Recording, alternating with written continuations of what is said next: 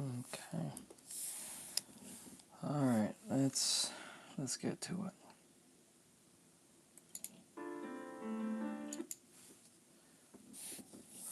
Okay, so we need to make some changes to this thing. First thing. Okay.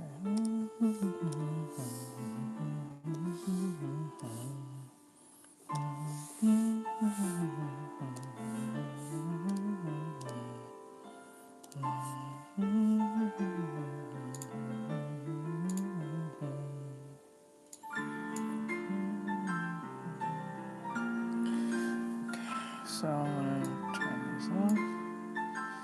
I'm going to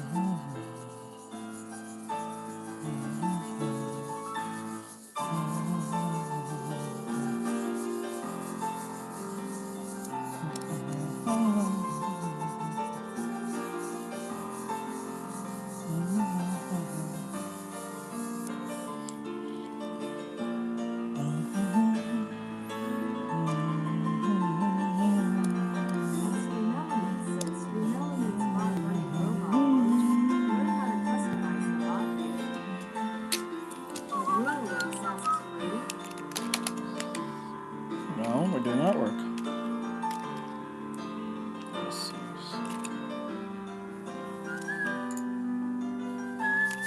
Oh, I forgot how to stop going to my headphones. There we go.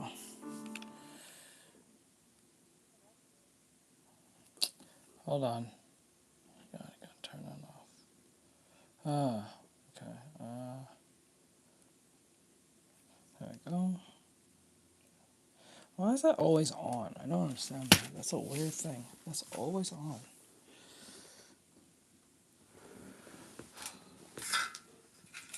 Oh.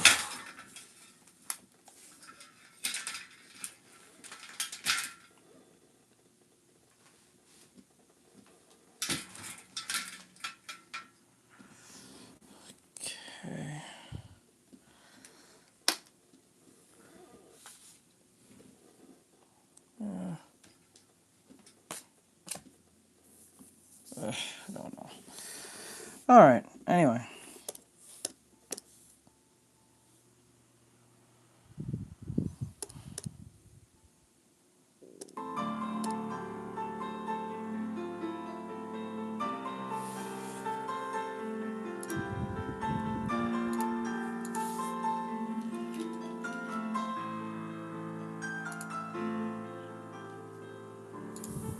Okay, just making sure. All right.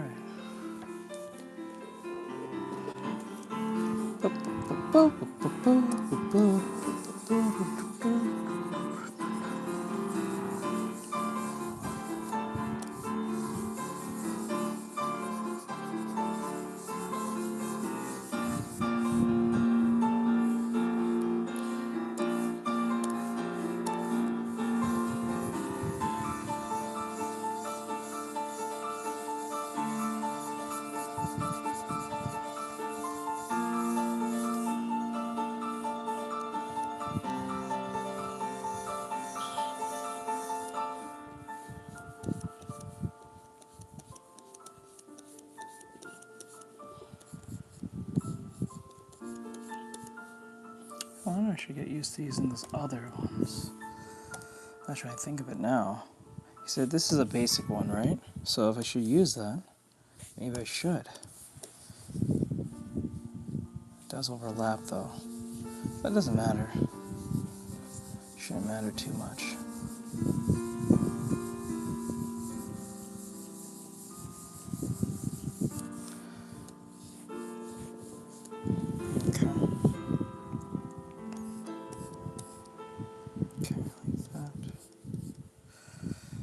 Let's say like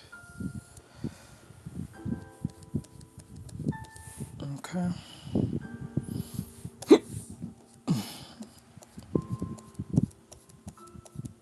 There we go. And then what we do, we go over here.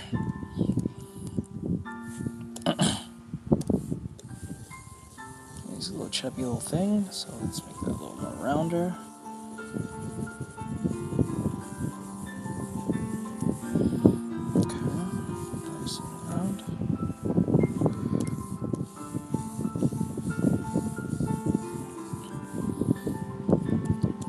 Oh, wait.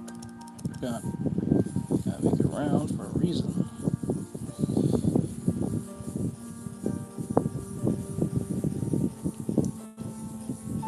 Nope. Good enough.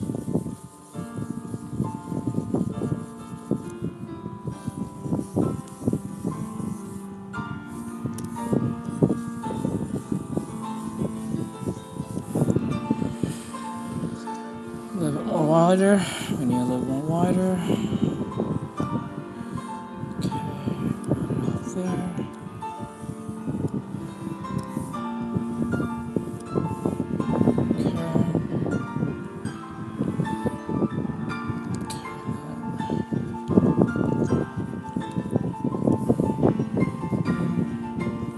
Hey, Mighty, what's going on?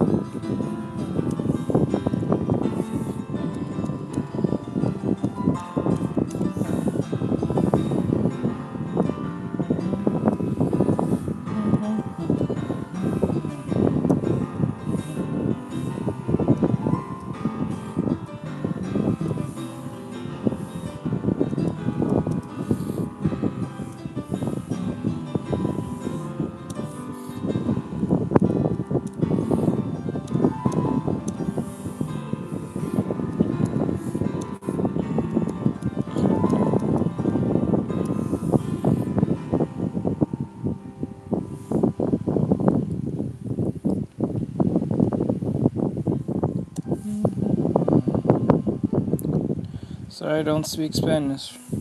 Whatever you're trying to say.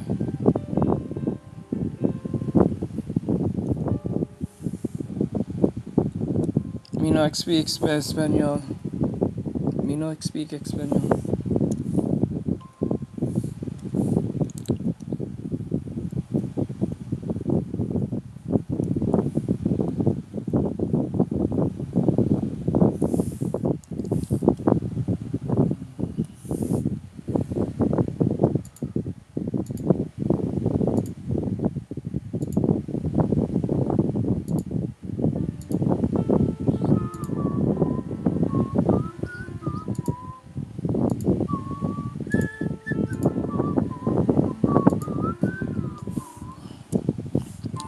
Chubbier.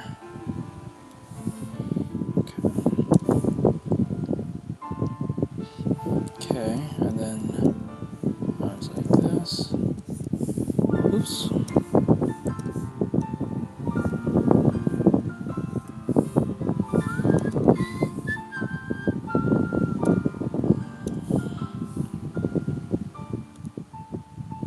Yes, there is. Just trying to keep the phone, the computer, I mean the phone fucking cool or some shit.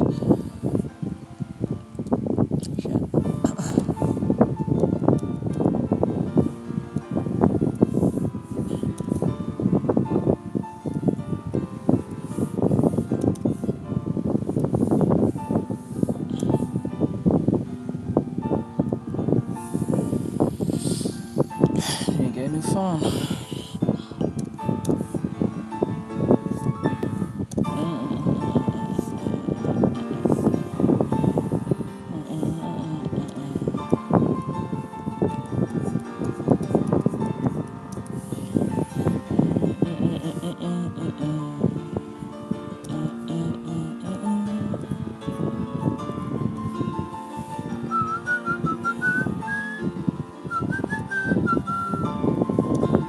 Okay.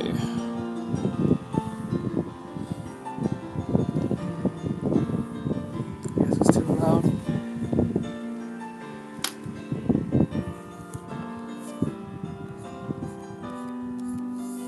Shouldn't be that loud now. I don't think so.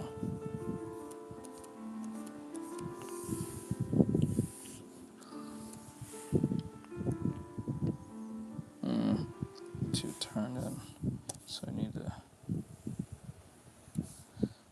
Yeah.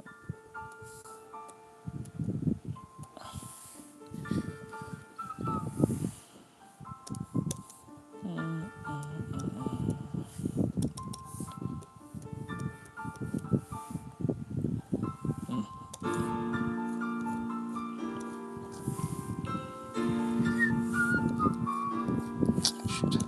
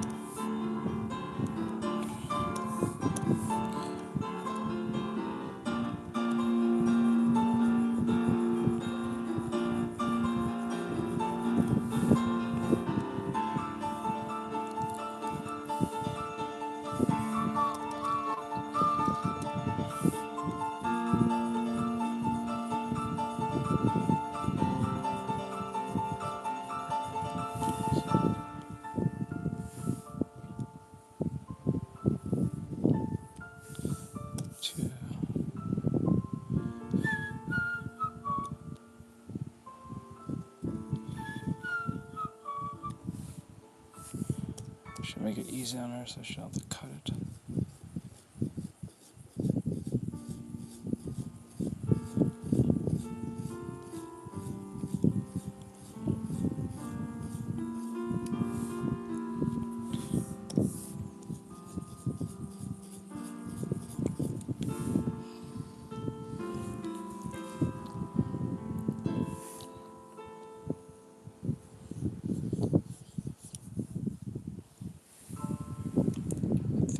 Are still a little too small.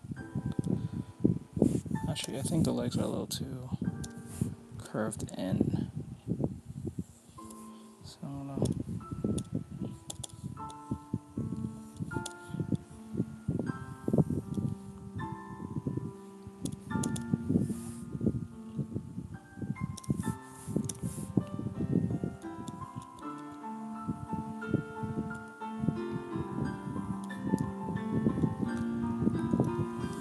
Okay. Let's make this a little easier.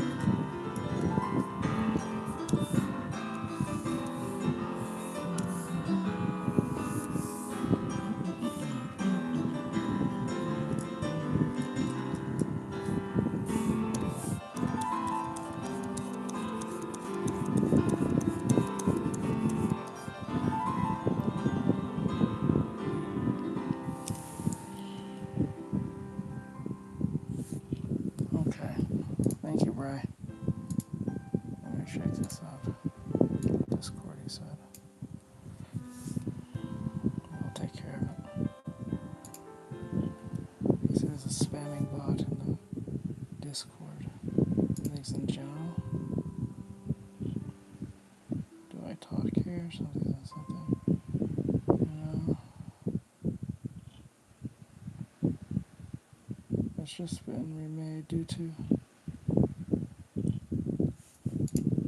Here's the issue.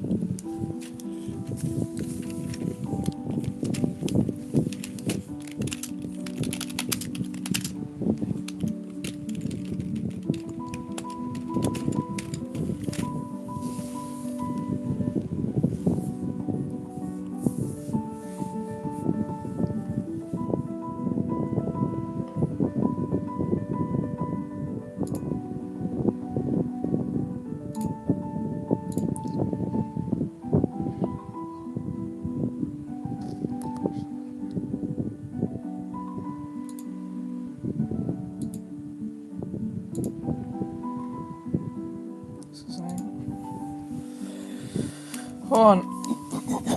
1 second.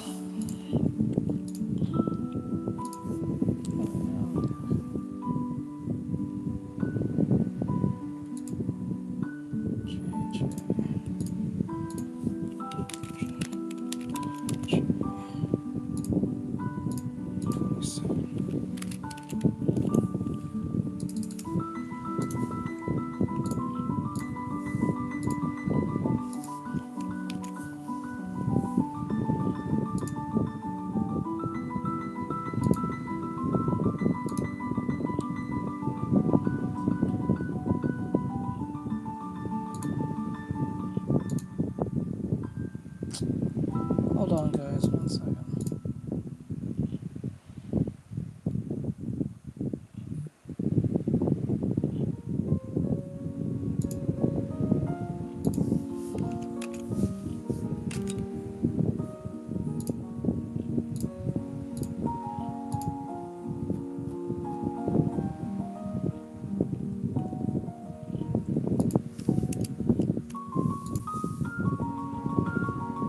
Interesting.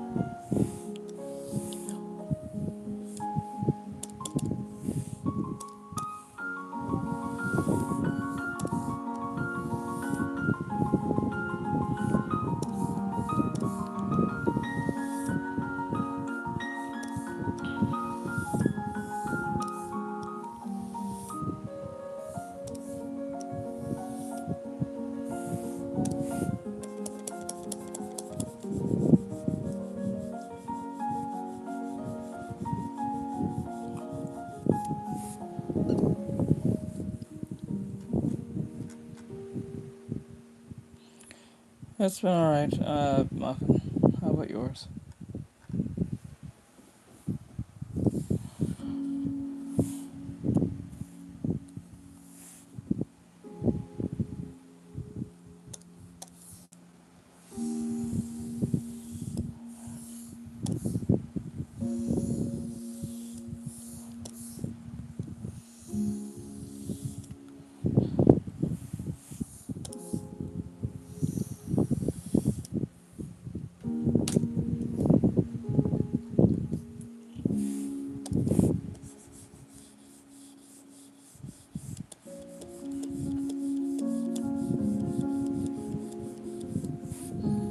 That worked. I guess how work is going then. Just ain't typing.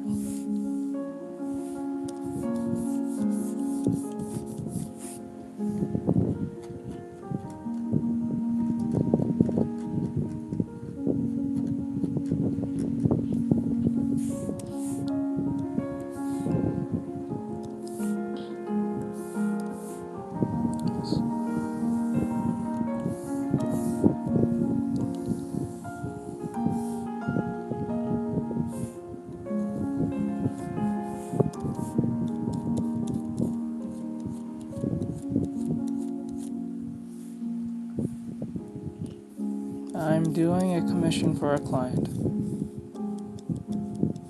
Something pretty fast.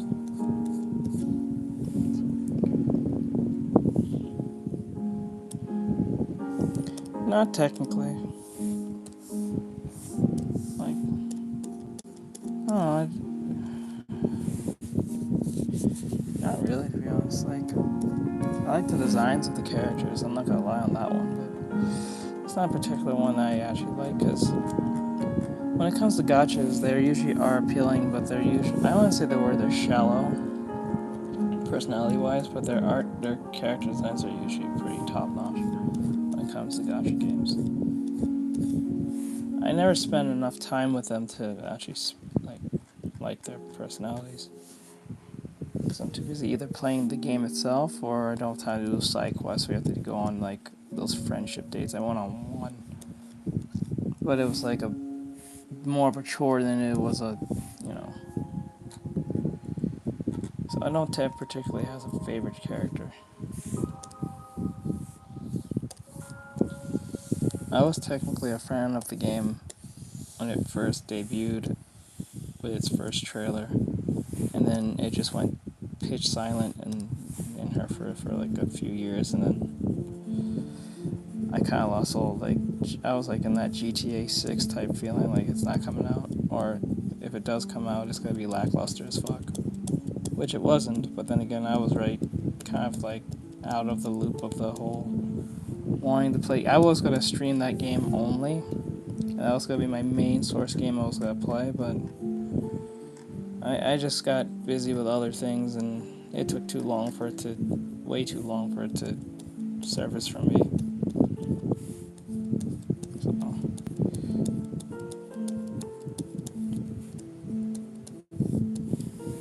like I was gonna play that game mainly as my main thing. Like my main game of all games, I was gonna just play that and only that. If I was gonna do artwork, I was just gonna play that and just only that game. But it was just like, it took way too long. People was kind of like wondering it was ever coming out. And remember, this is not GTA 6. This is just some gacha game that no one knew about at the time or didn't know much about. It was like Ananta when it first like debuted, and it was kind of like quiet. Or like Doki Doki. What's it, Doki Doki? Or Doki V? That one game that's from Black Desert. Everyone was kind of excited because of how it looked. And then it was like, what, 5 years or 3 years later? No one heard nothing about it and thought it was just one of those like games that are announced but never come out because like it only seemed like it was good for the hype, but that's it. So I was kind of like jaded enough not to want to play the game anymore, but I still play the game, but not the same as I wanted to. And I wanted it to be a ZZ like content creator and make a lot of content around it, but even artwork and shit, but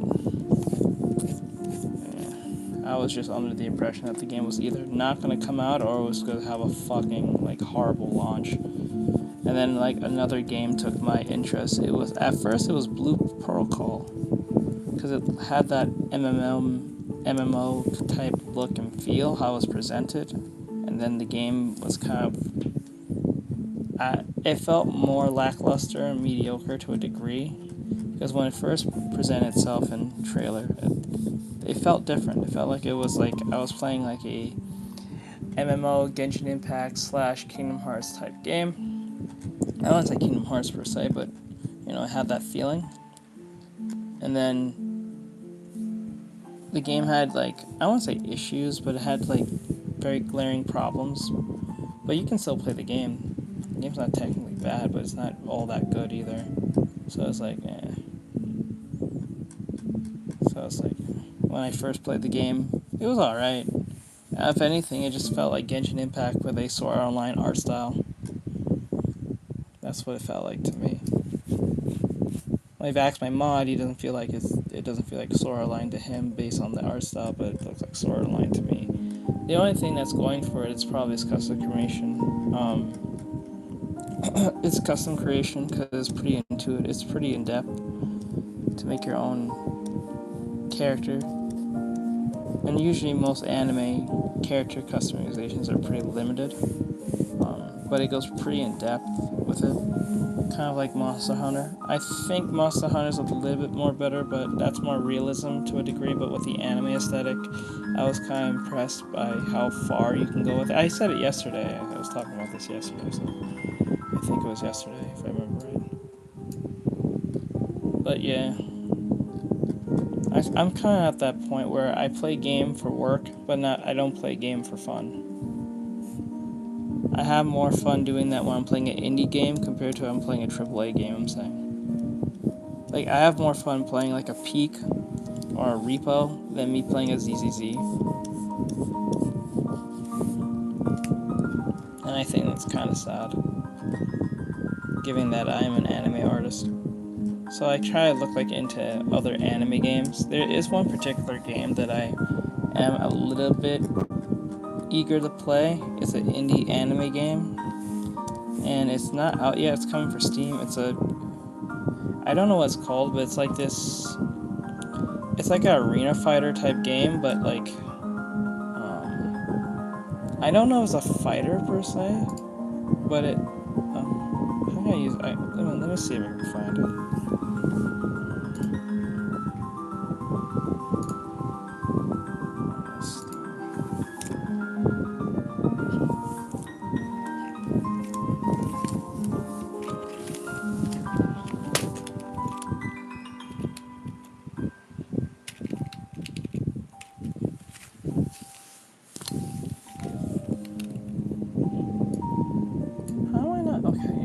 sign in.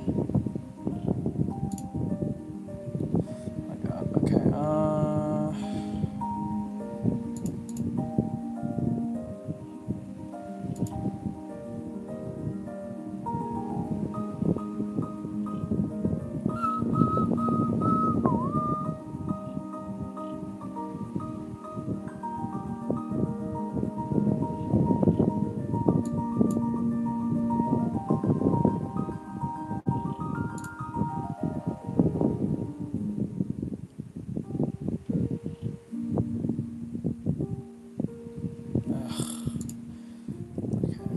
just anime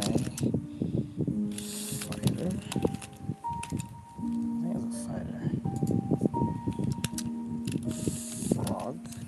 I think it's a frog.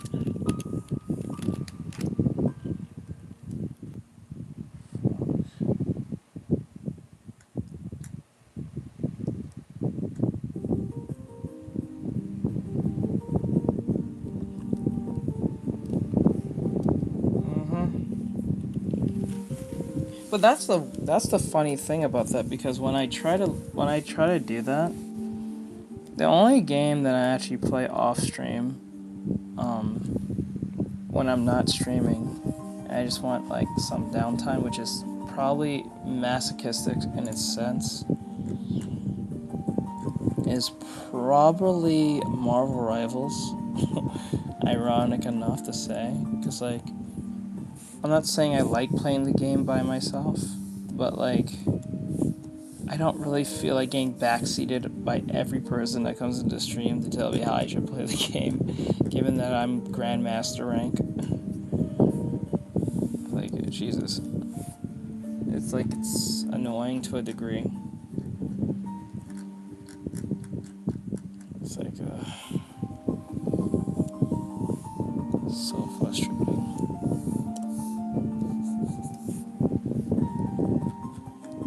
They'll tell you everything you're doing wrong, but you're the one at the Grandmaster, but they're like a plat, like 3 or some shit. Not saying I won't play on stream, but like, I don't feel like going through all that hassle. I'll probably play stream again, but not in the mood.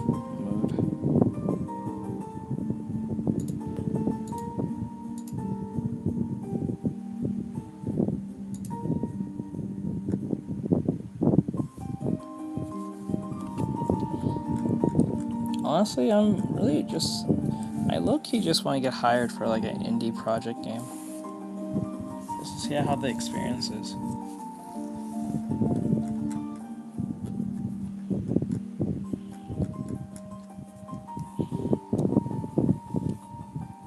I think I figured out how to paint like Rhino tuna or Reno tuna. I don't know the right term.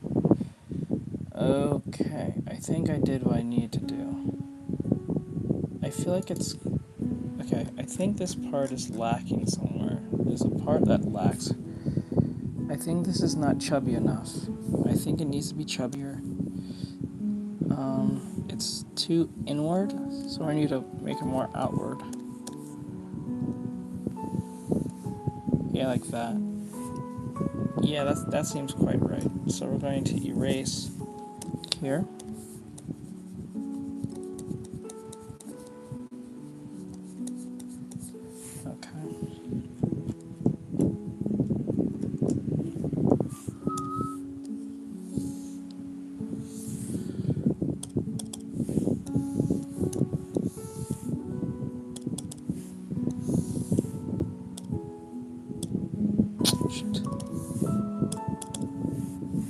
Okay, now you see there's a bend here we don't want that bend.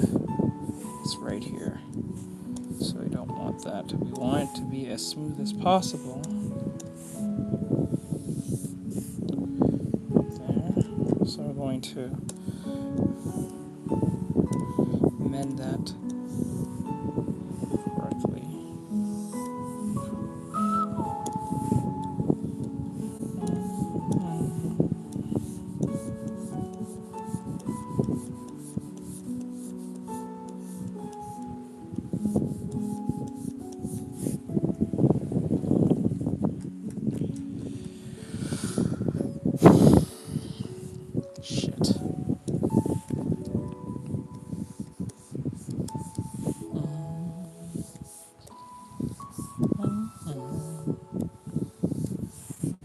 we get stuff done today, we'll play the game again. The climbing one.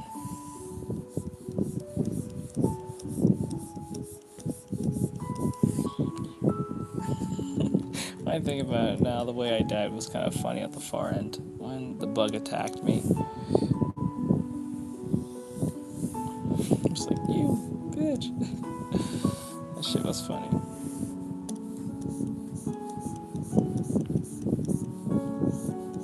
I felt like it was in like slow motion too when it happened.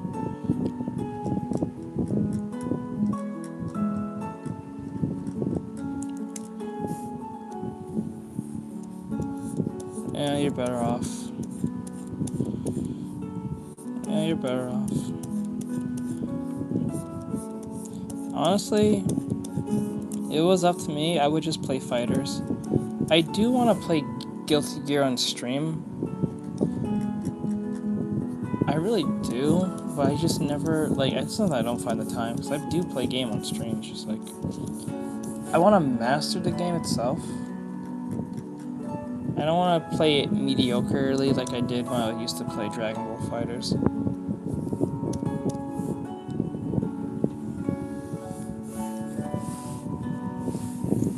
Because I love the art style of the game. And I think one of my favorite characters, well, at least, I don't say favorite character, but favorite character design on that game is Raptalia, I think that's her name. No, is it Raptalia? The black chick with the giant swords. I think they're swords. I don't know if they are swords, but she's like a soldier, I think. I don't know if I'm saying her name right. It starts with an R. Probably might knows what I'm talking about. And she has like these two floating swords. They're too fucking massive. So I think they're swords or battering rams. I'm not even sure what they are, but like, I thought her design was pretty awesome. I think she was like initially the real reason why I wanted to play the game. Just the way she looked. I thought she was really cool looking. I think she's psychotic. I'm not even totally sure. I don't know much about the character in all honesty because I didn't really get to play the game per se. I played the game demo-wise like when Xbox had it open for free for like a month or two or some shit, but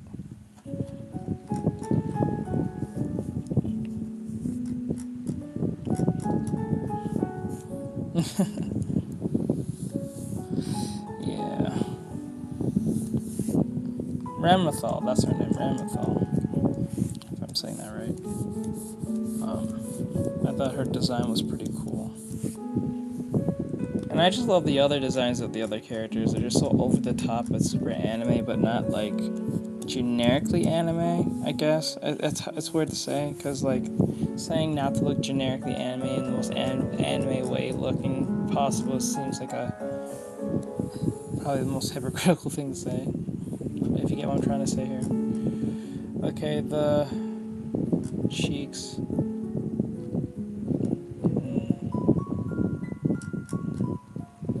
That looks just no. This needs to be more. The curve is there, but this is too inward. So we need to make this more outward.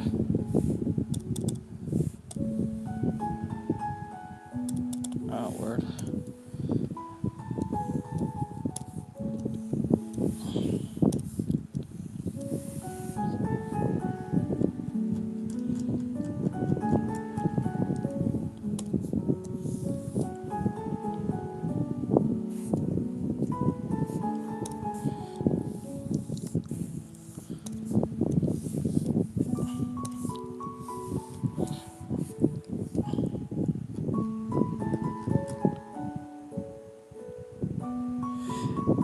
Okay, I don't know what it is, but I can't get into Blaze Blue.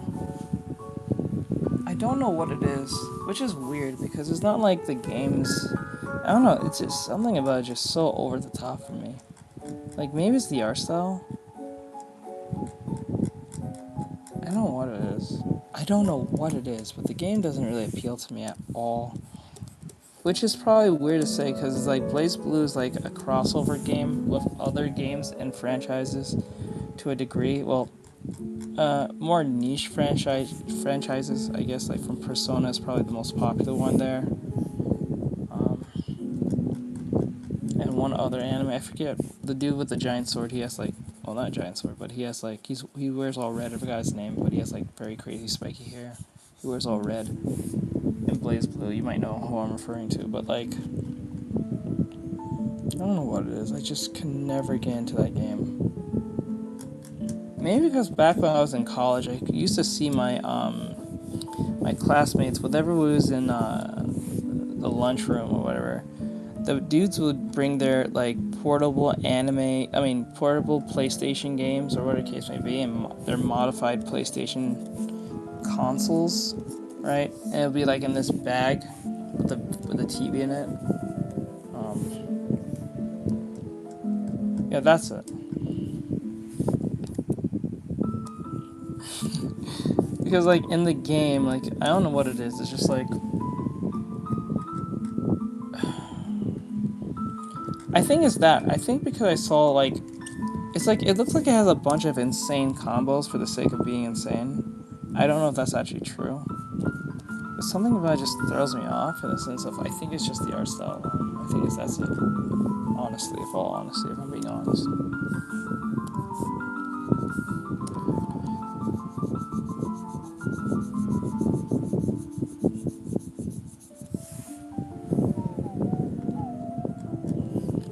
I don't know. Something about the game just throws me off.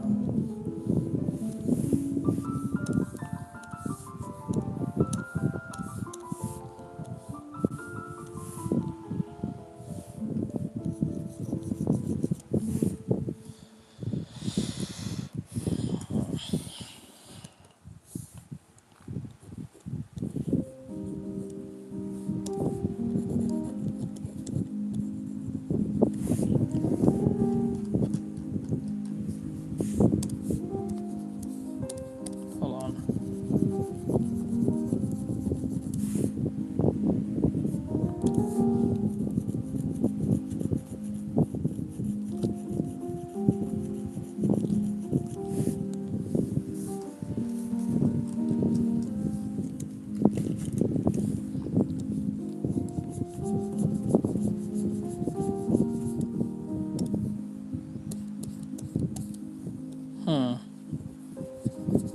You know what it is? I think it's the reason I don't like playing it is because it reminds me back when I used to. Well, not back, but when I used to go, other than college, but like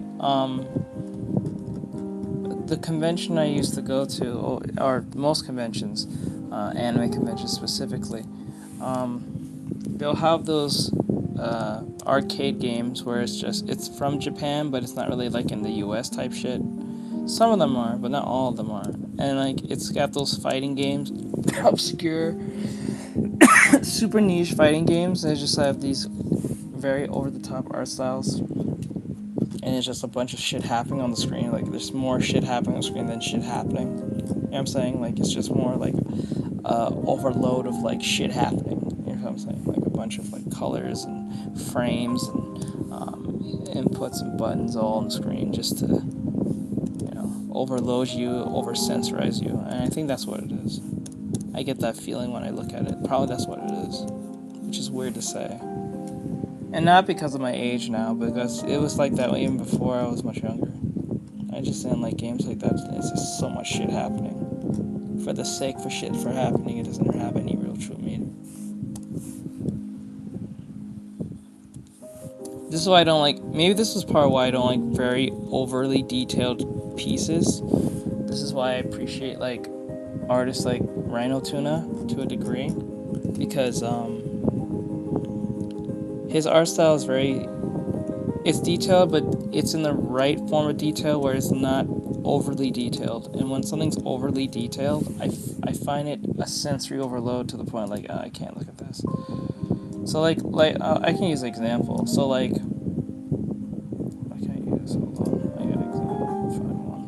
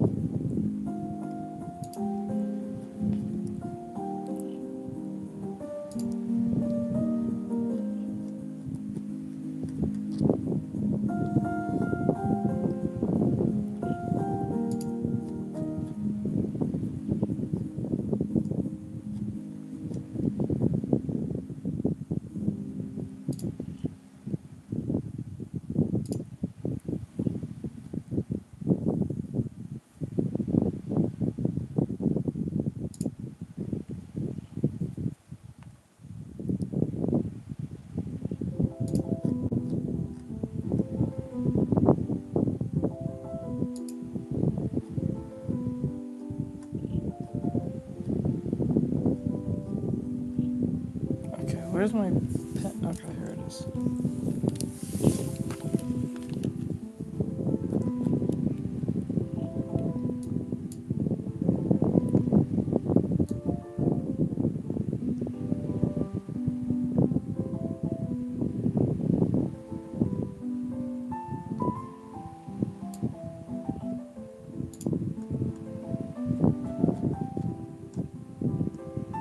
What the hell?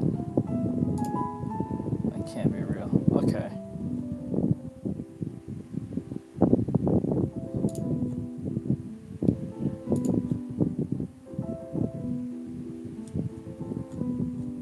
I saw a drawing earlier that was like super detailed. Okay.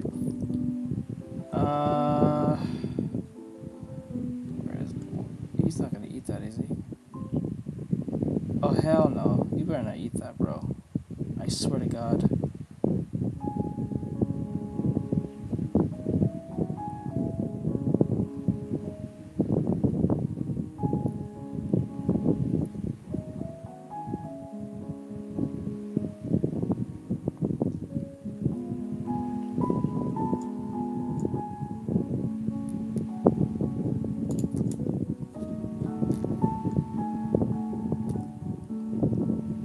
What the fuck? Okay.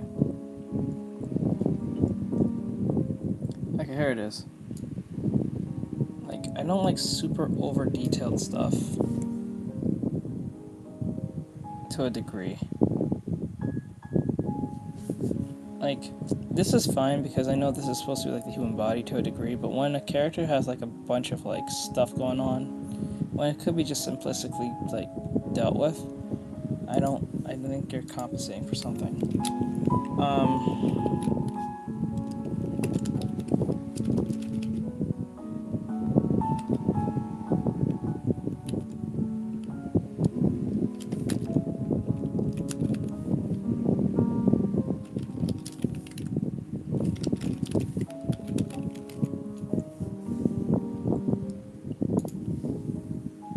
Okay, so like if we go with like, okay, so like this right here, I think this is a bit too much. Even though this is from Reno 2, I think this is a bit too much that's going on here. But it makes sense because of the outfit.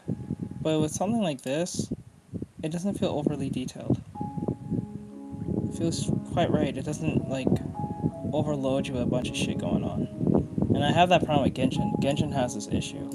They have too many shit on a character that doesn't seem all that serious, all that necessary. But that's just me. Like, they'll have a bunch of zippers and shit that doesn't need to be. And a bunch of pins and shit. I'm like, oh my god.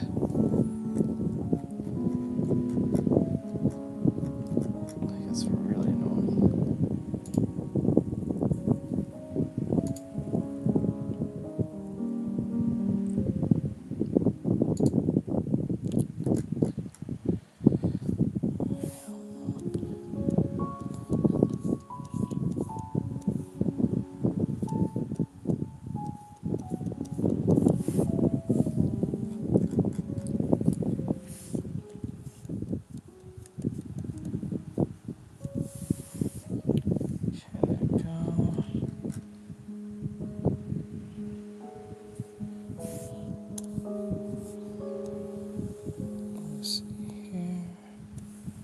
Shit, hold on.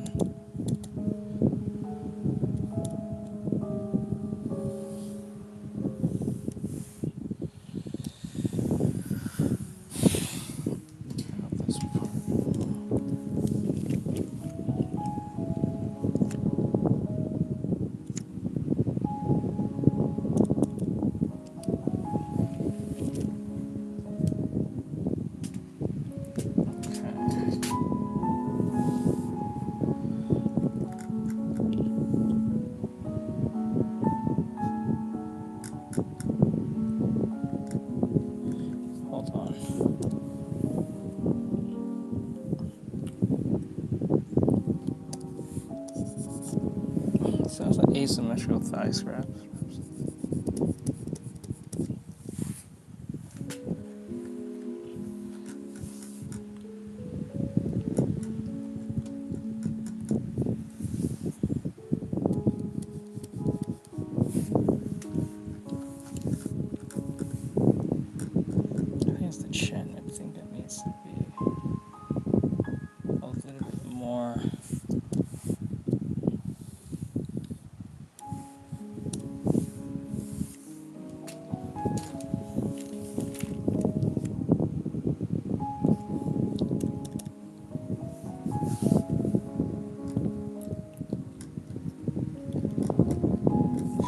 and then erase this part.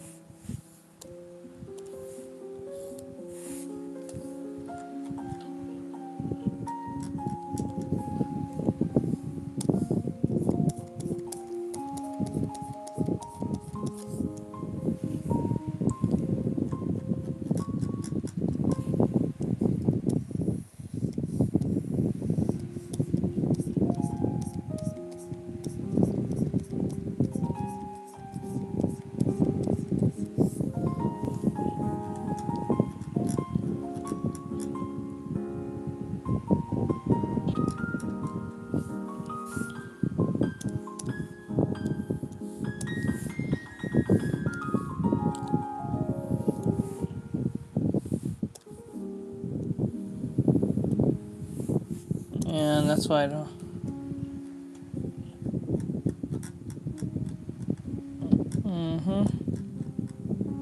And that's why I don't like doing a lot of fan arts around them. That's why I'll eventually put them in a bikini or something. Call it a day. I'm not doing all that shit. All that zippers and shit. It just seems like, oh my god, it's like why?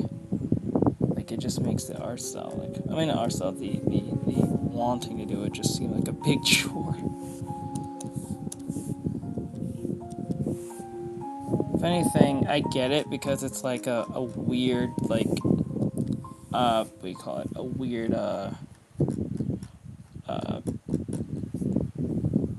what's the right word? A weird, trademark, if you think of it in that sense. Kind of makes sense if you think about it. Because do you know how much work that is just to do all that all over again, over and over again? Draw that character over and over again. It's just a pain in the ass half the time.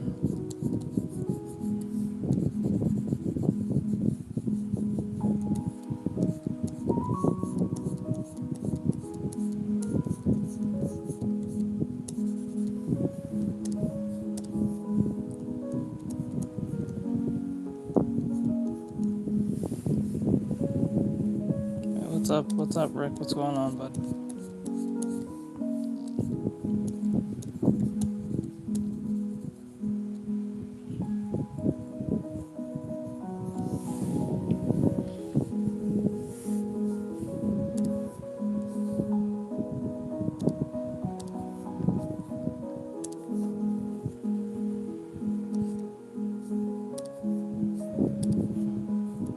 Oh no, I'm talking about the illustration parts. I'm not talking about that.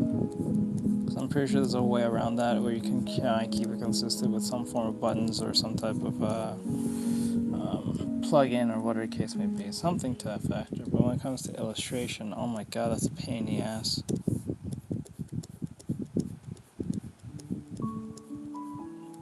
If you're talking about 3D, then I'm pretty sure there's a button for that somewhere down the line.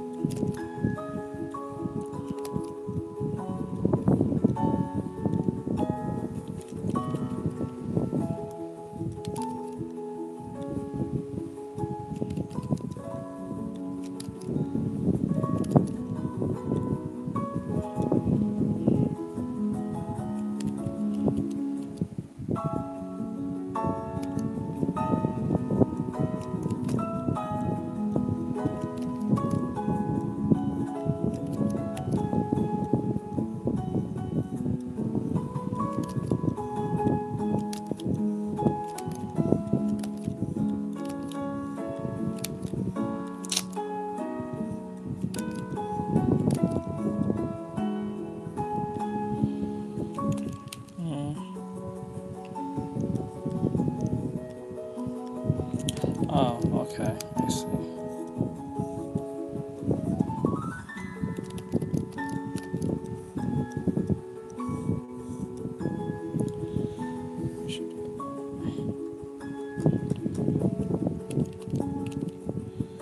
Alright, so you know what? I got an idea. Okay.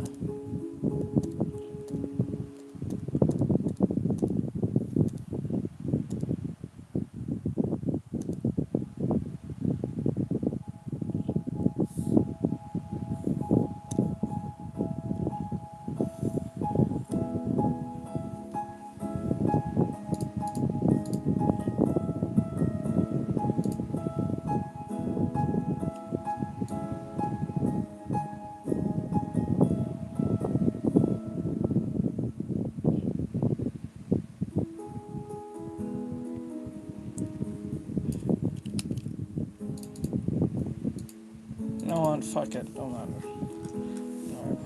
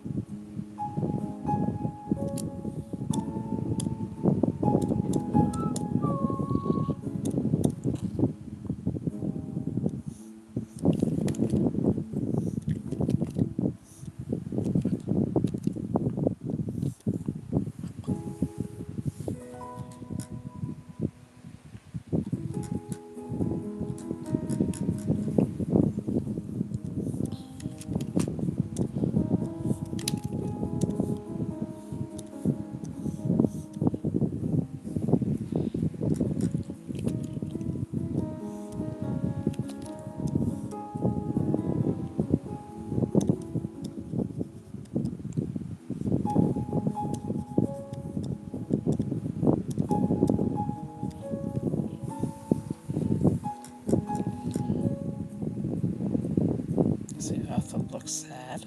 You know what? I'm gonna take off the markings. Well, just some of them. I don't think all of them need to be. Because I think she said she doesn't care.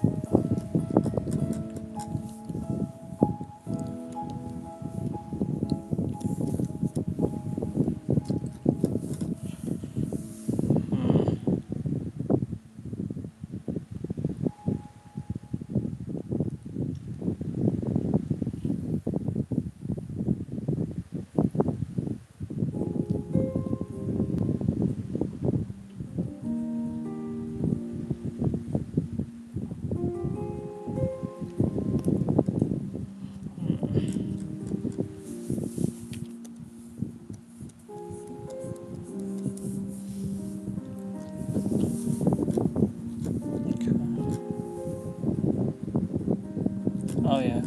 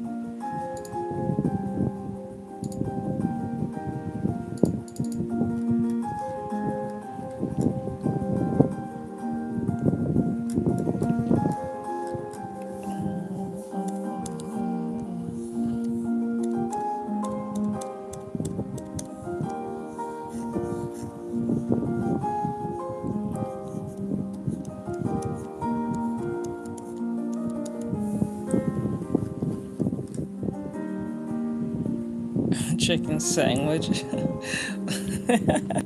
Thank you for the 10. Chicken sandwich. That was so random. I didn't see that coming. Chicken sandwich. That's funny.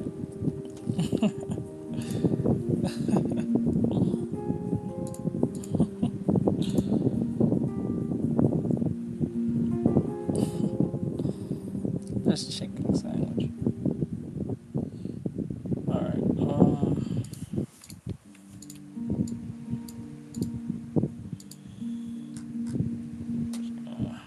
do a cleaner version of this.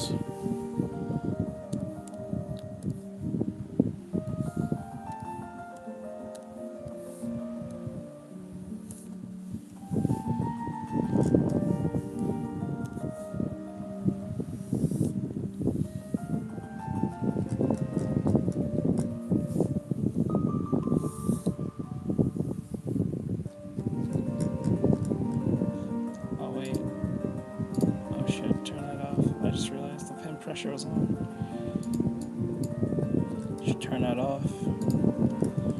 Okay.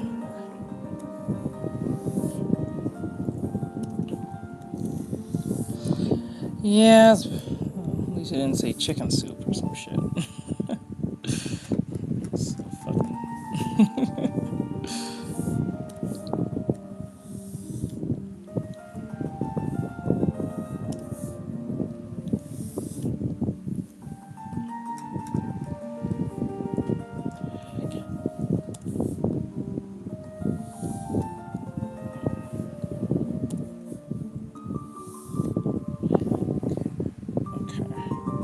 Thank you for that. I appreciate it. Thank you.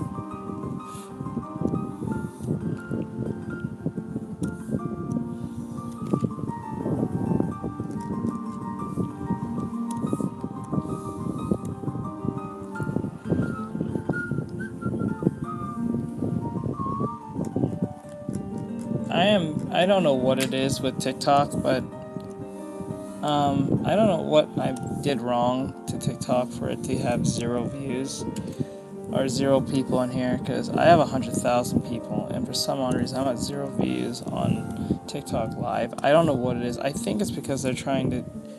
I think it's because I'm just. I don't know if they consider my. It's weird because I looked at my status. They said I am good standing, but like, it's weird. They won't let me get seen.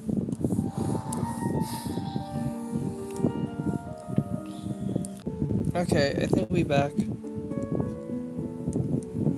I think I'm back. I don't know what that was. That was so weird. Like, it just happened to YouTube. I don't know how the other platforms, but I think I lost connection. I think the internet dropped for like a split second.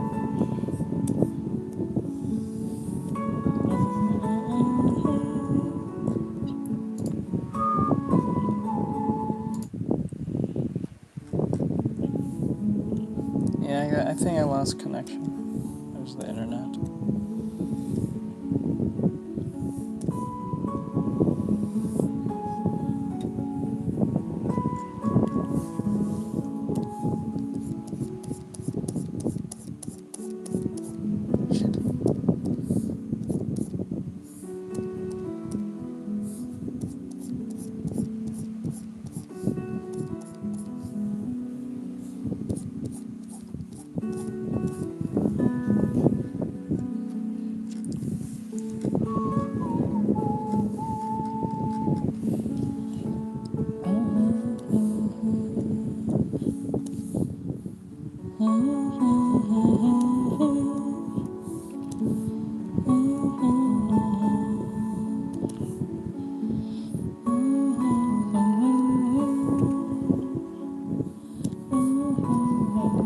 Yes, you're not wrong. TikTok is a fake platform. I have no argument there. I think the only reason people stay on TikTok is because of the algorithm. That's it. I don't think the algorithm's even the same. Because I think most TikTokers have left. Most TikTokers now left. I'm one of them. I left. I don't really focus on it too much anymore. I'll stream on it once in a while and here and there, but like, I think everyone moved to YouTube. Hi there, could you draw something using my drawing? You have to pay for that, bro. I'm not gonna do that for free, I'm sorry. I got bills to pay. If you want a commission, that's fine. But I can't do that for free, I'm sorry. If you can't afford it, then I don't know what to tell you.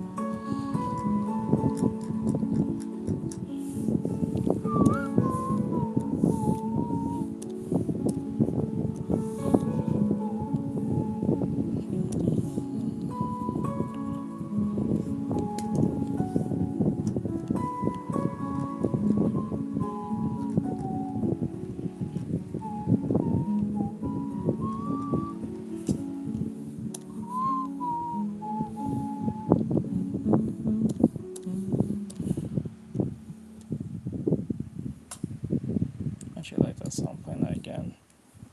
Say yes to heaven. That's the song called? Say yes to heaven.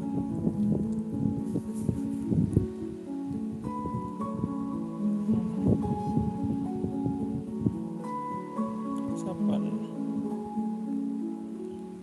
Oh, that's kind of cool. Never seen that before. I think that's enough. I just been checking out. Oh, I only do that for my students. I'm sorry. You gotta be a student for me to do that. I have thousands of people ask me to do stuff like that. You have to be a student. Sorry, dude. I monetize everything I do, but like, you gotta be a student. As much as I hate saying that.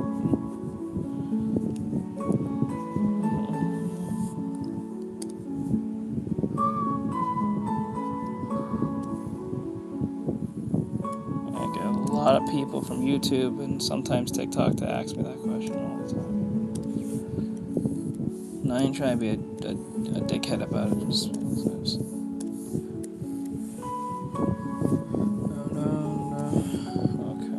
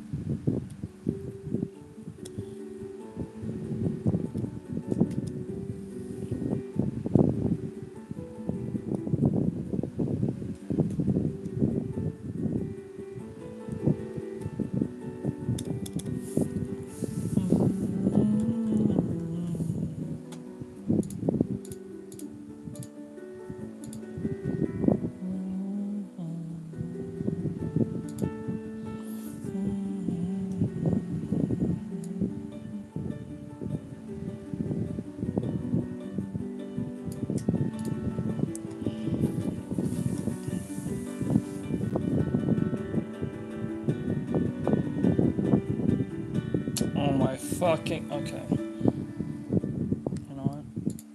I'll save myself a headache.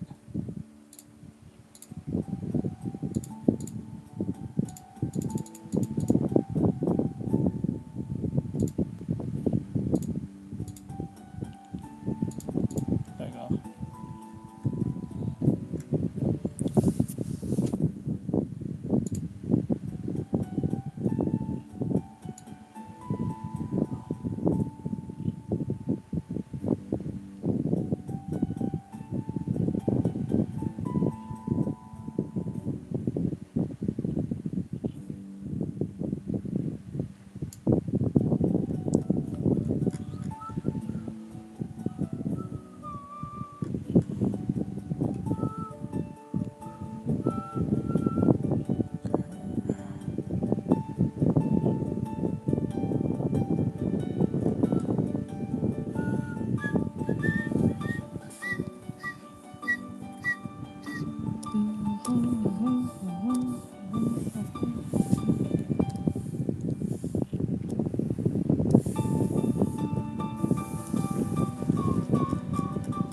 Too long.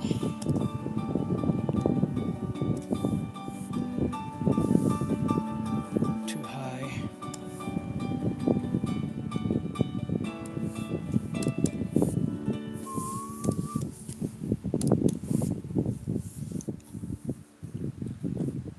Too spaced. Too spaced.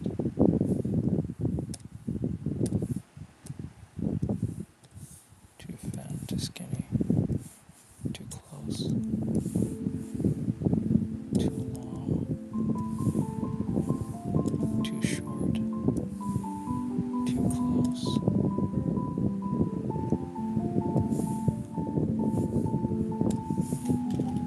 Too high.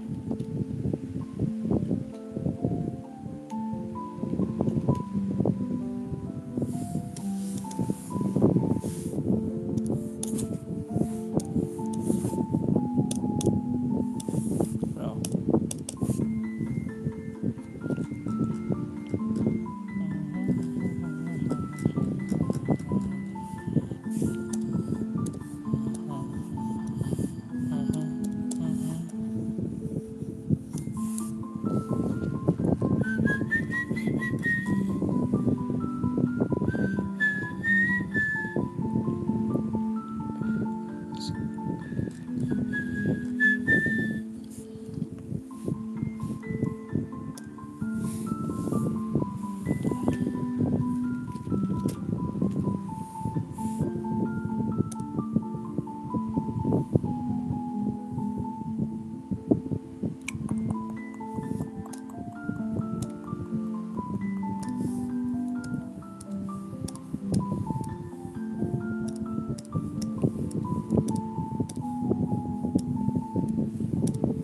Bro, what the f-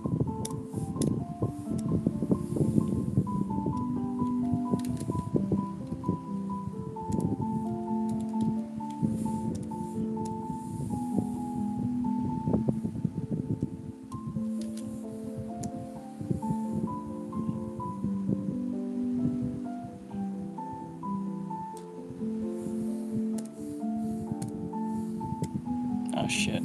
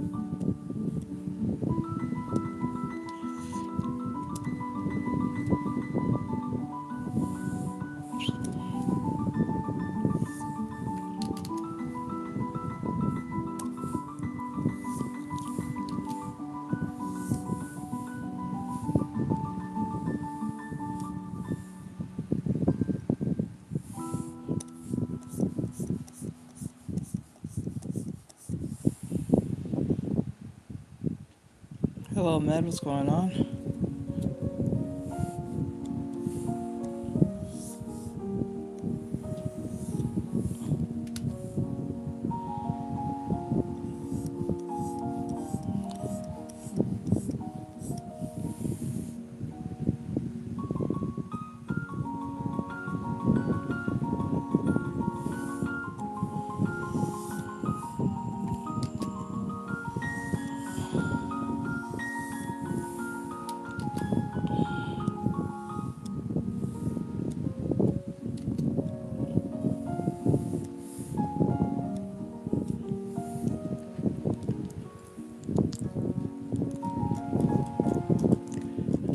Keep it consistent.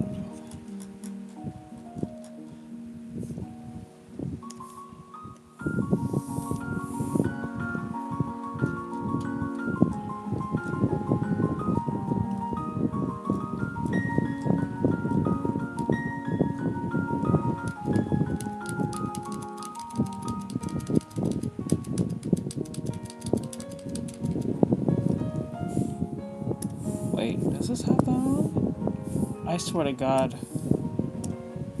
Okay, good. I was like, I thought I had pen pressure on. Like, no, turn that off.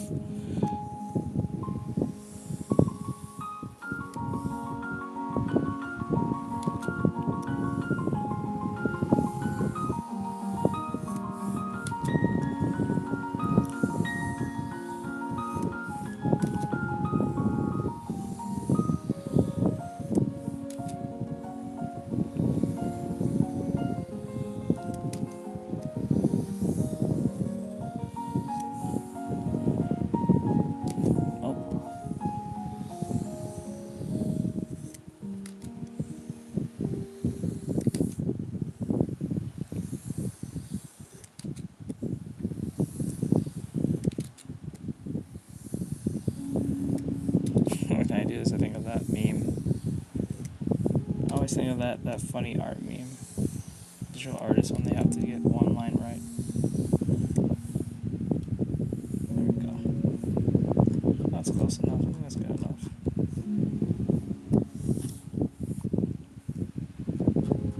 Yeah, that's good. That looks good. Yeah, that looks good.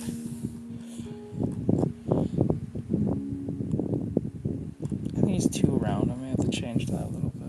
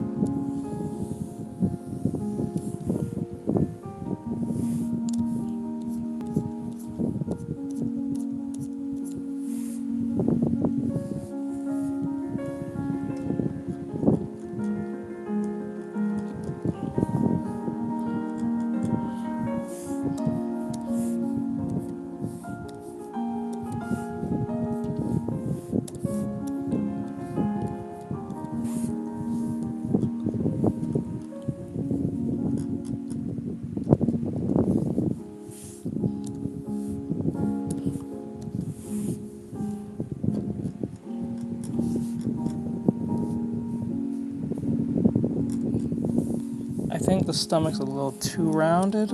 It almost feels unnatural to a degree. So what we're going to do, we're going to stretch it a little bit, not too much, but enough for it to just not look too boring or like too, I don't know, synthetic. So I'm gonna, and then I'm gonna open it wider. Or what I can do, instead of going with this round belly, what I can do is just either get rid of it completely, and then what I can do is I can just redraw it. I think that's probably the best idea. Like, it's rounded, but it can't be that round because it just looks really unnatural. It doesn't look right. Since this thing's gonna be a teddy bear, you don't want that round. It's gonna look kind of weird.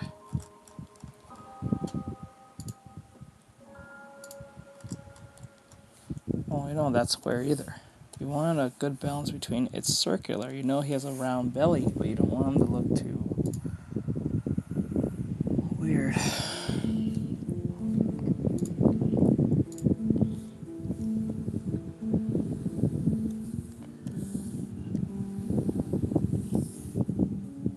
This might have to suffice. Yeah, that might have to suffice. Okay, so.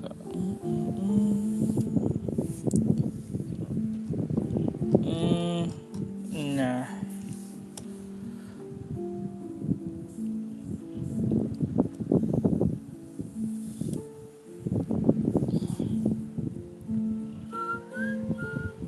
I think this song is from. If I have to guess, I think this song is from Silk Song.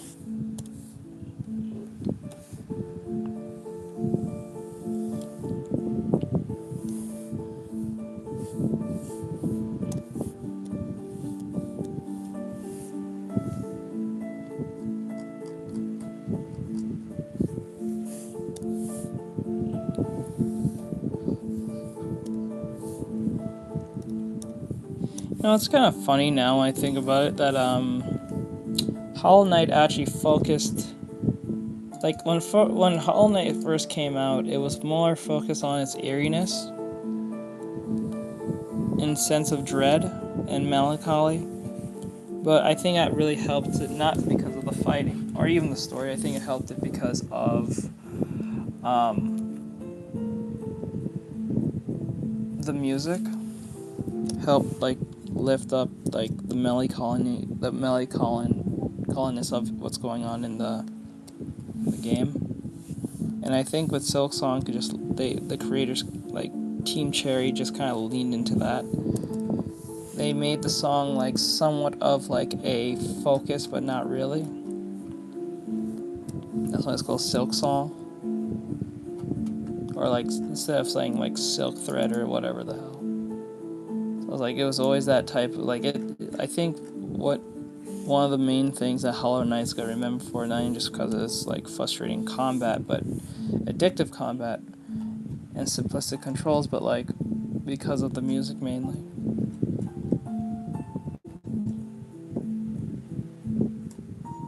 And then Silk Song with the Team Cherry really leaned into that, which was probably a good idea. That was a good idea.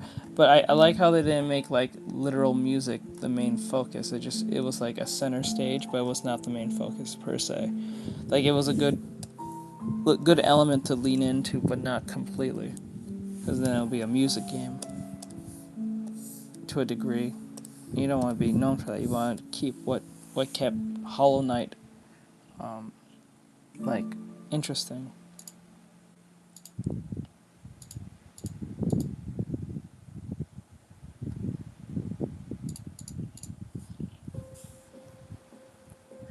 Okay, there we go.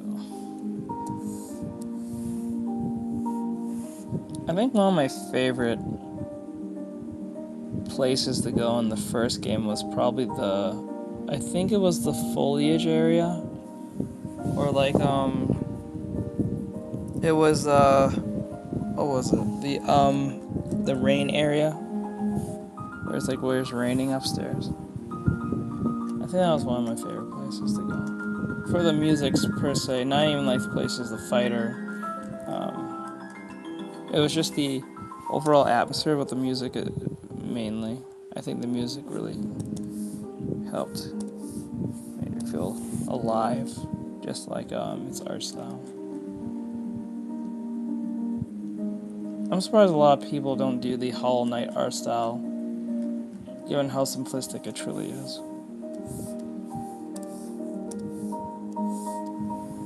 Compared to like the Adventure Time art style. Because it's funny, like a lot of people focus on like Adventure Time and like Has-Been Hotel, but they don't ever focus on Hollow Knight, which is funny. The majority of most Hollow Knight characters are rounded characters. Majority of them. Some of them are really sharp edge, but like most of them are cute and round and chubby. So like it's not even that hard to like draw them half the time, especially like the main characters. It's kind of funny how that never really took off. The game took off. And I know there's people who make like bug sonas, I guess you can say. But like I'm surprised it's not as popular as much as it should be with the art style. maybe bugs are still kind of icky to most people. So even if it's a cute bug, the fact that it's a bug alone makes it sound annoying compared to being like a, I don't know, a furry cat person from Hazbin Hotel.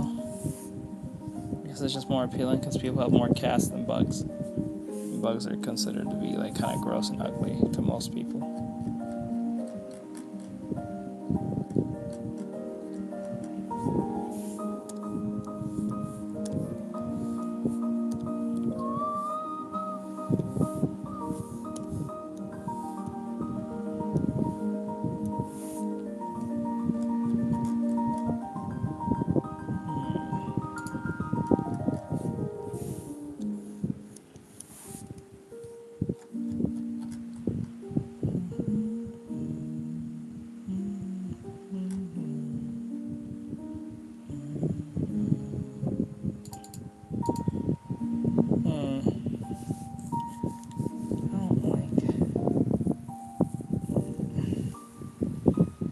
Have to squish the bottom half of the chin.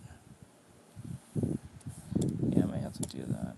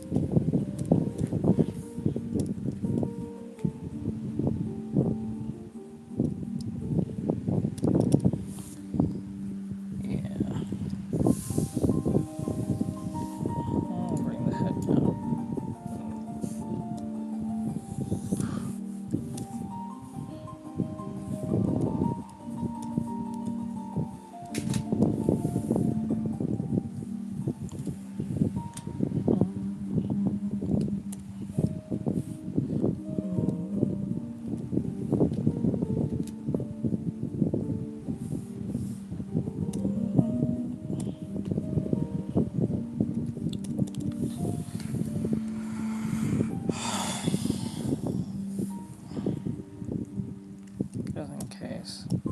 She might not want to storm the head.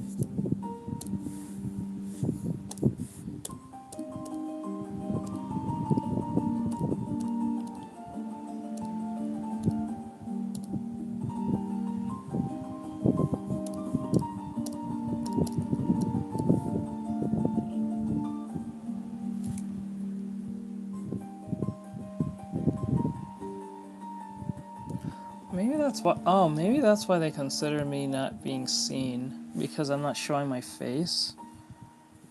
Maybe that's why. I think that's why I'm always at 0 or 1 or at max 5 people, because I'm not showing my face. Maybe that's a major requirement on TikTok's behalf now, when it wasn't before. But I don't think that's entirely true, because there's probably people who don't show their face at all and still getting high views. Then what is it that's causing me to get this response? It's kind of weird. Hello, blue-green.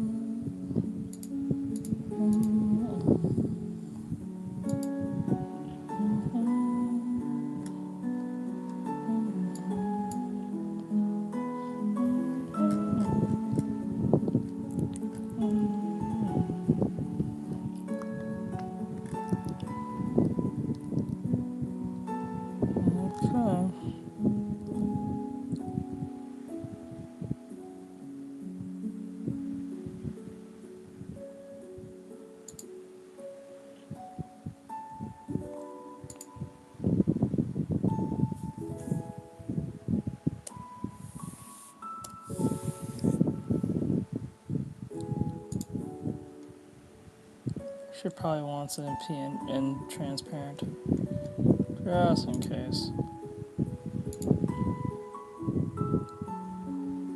I'll put it past her.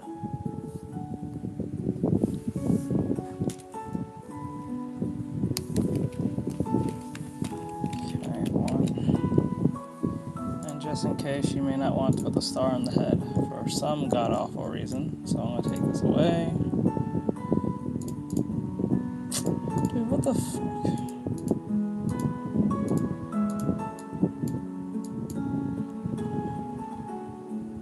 Hold on. Trying to...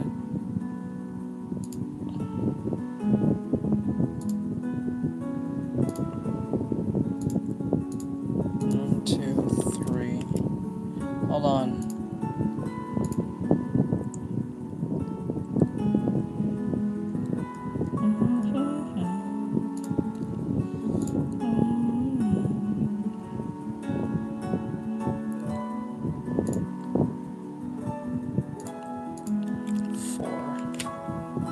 Alright, that's all. I did my job. Did what was promised. Oh my god, are you serious? Okay, hold on.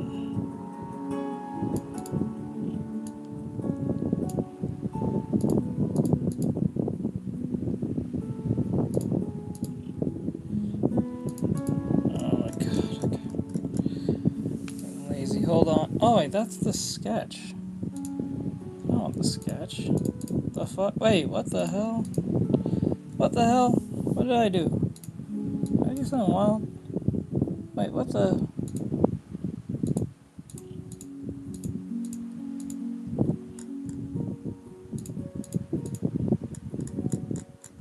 Oh, okay. No, okay. Okay.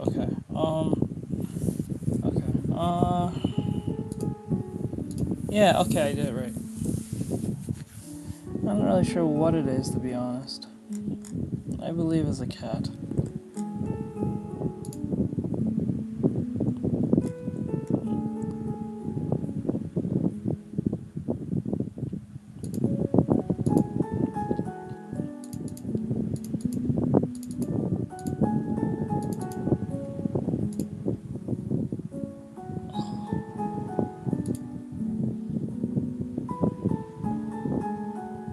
Oh, this is full.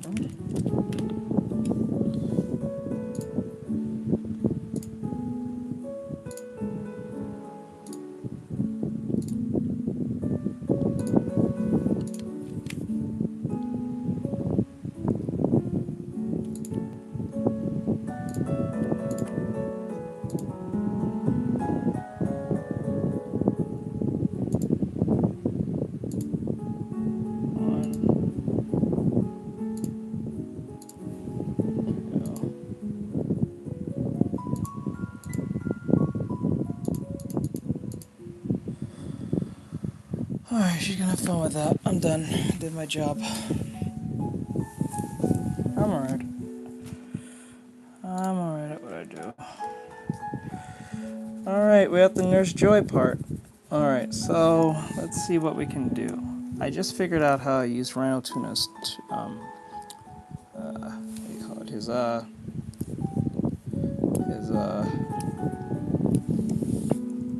His brush set. Or I just happen to have it.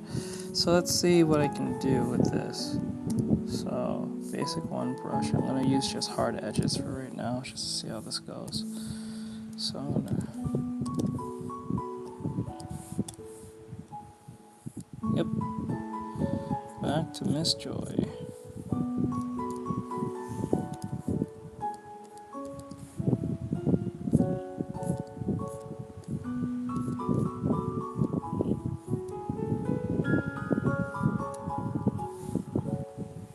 Alright, well thank you Blue Green for that compliment.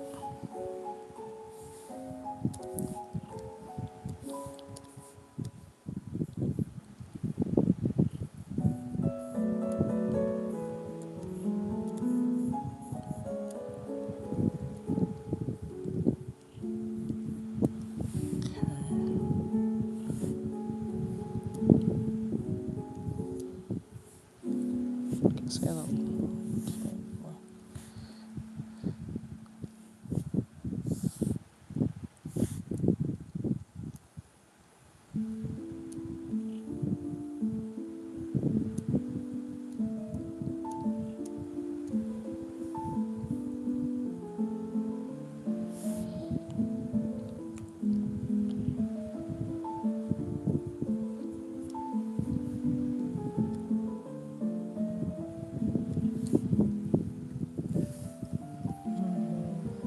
to be until the stream ends. Well, once the stream ends, we're going to play a very frustrating game from yesterday.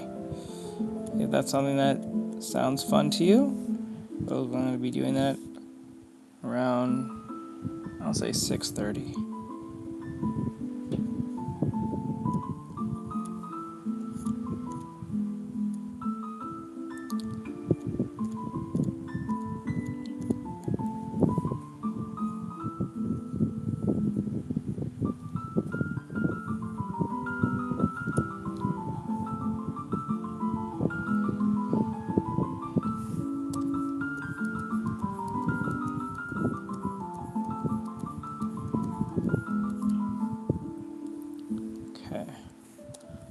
If that doesn't interest you, well, it's not your fault. We'll be playing a game soon, in a little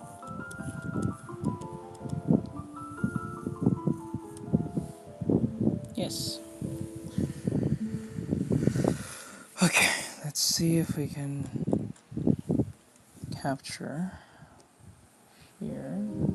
That. We need to capture, he said, capture the, what did he say? He said,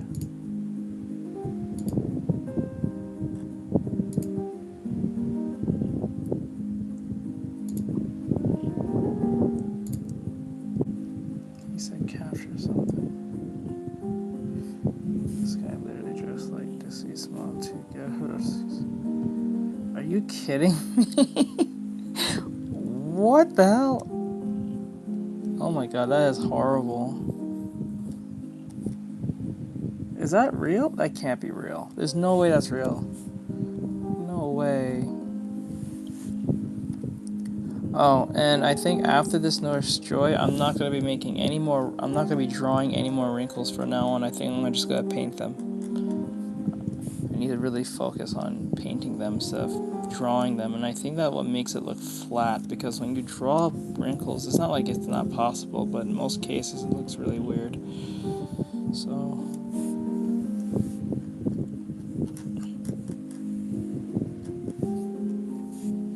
okay, so I just read something. I don't know if it's real or not, but it says, hold on.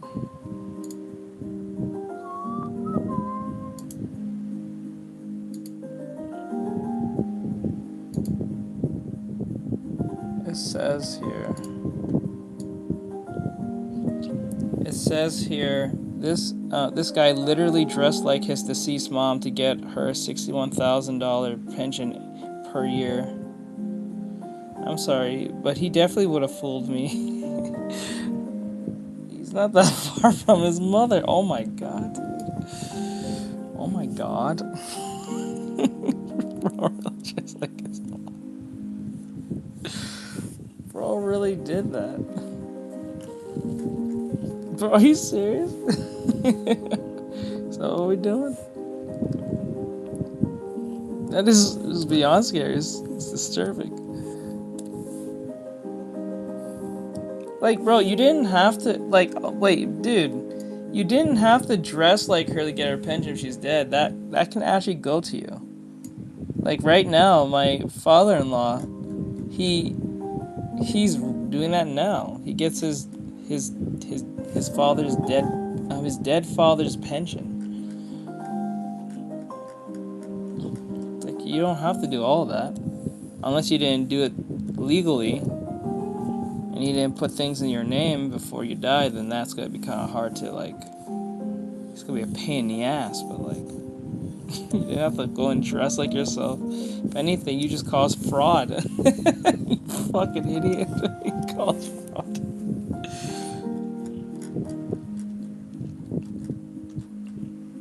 You did. Kind of like that lady who says she was biracial, but she really wasn't. I forgot her name, but she really fooled Black Lives Matter. That shit was funny. Like, I'm not gonna lie, she scammed Black Lives Matter. I think that's a little bit of a win in itself, to be honest. That's funny. Let me see. Hey, is it me or is it my petty? Pretty. Let's see. Oh, hey Bianca, what's going on? How you been? How you been?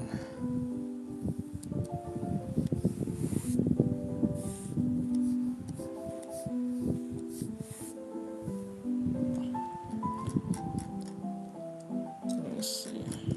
How's life been? How you been doing? How's life? How's work?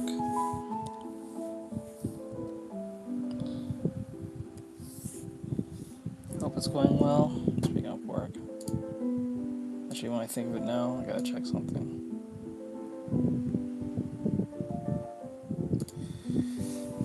Action may be required. New sensitive content tags with the def tag again. Please note that the next phase of update is coming Sunday. Something spring. Sunday penalties for mistagging will be more strictly enforced. Okay, I don't care.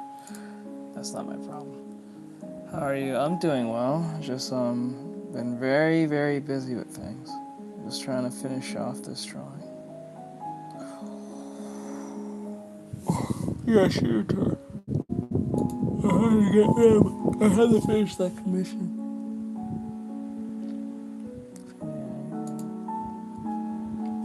I'd like to share an important reminder to help you stay safe online. We are currently aware of a fraudulent activity involving individuals impersonating these. They reach out to you through social media platforms with fake job offers and requests. Some users have reported receiving direct messages from accounts represented. These may include fake job offers and requests from training. It will never contact you. Telegram through isolate those messages. It will never ask you to pay for any fees invest in work equipment. You will offer it unless it is be mindful of links and things. Okay. No work today. Pain up the ass. I need some work.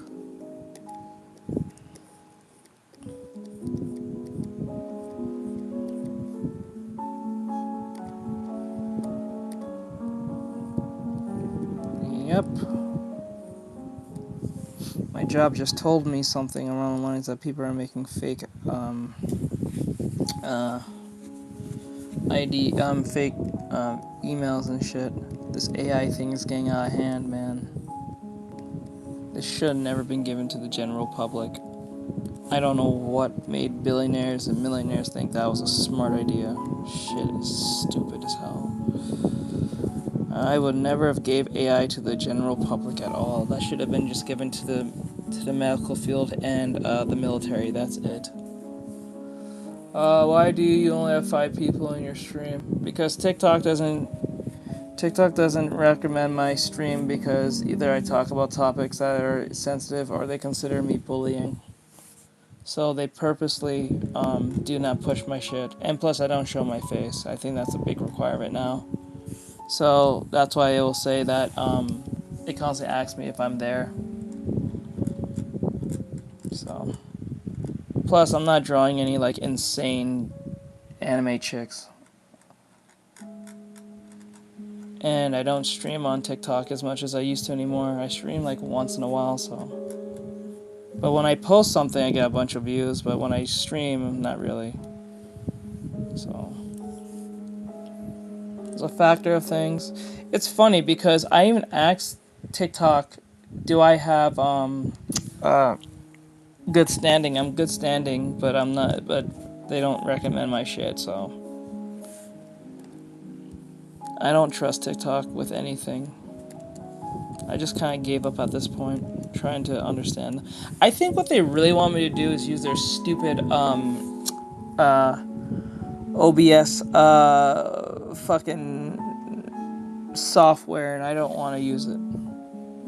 I genuinely think that's the reason why. And ever since the new transfer from China to America, I kind of realized that something shifted. So, and I think this is why a lot of TikTokers are leaving and went to Instagram and YouTube, in my opinion. So.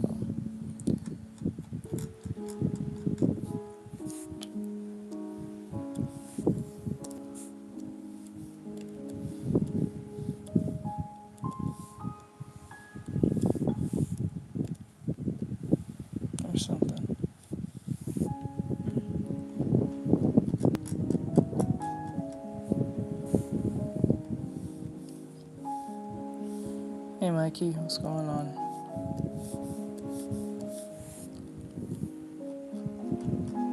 Oh, I really like his brush. How is his brush so easy to use compared to mine? Holy shit, it actually looks like the rendering actually looks good for once. Fucking making me mad now. Maybe it was the brush the entire time. Or maybe I actually understand what he was trying to say this entire time and it's finally clicked at this point. If it did, oh my god.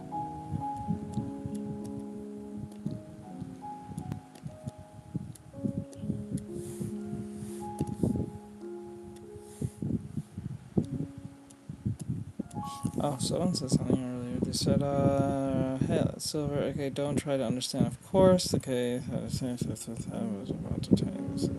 Hey, Silver, what's going on, bud? The rendering looks amazing. Thank you, Mikey. Thank you.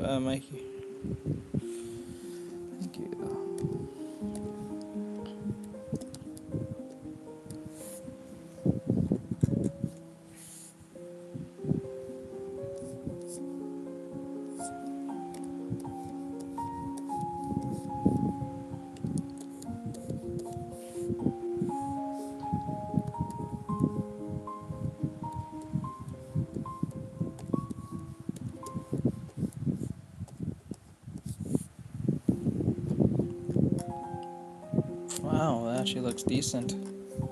Doesn't look like a big mess of shit.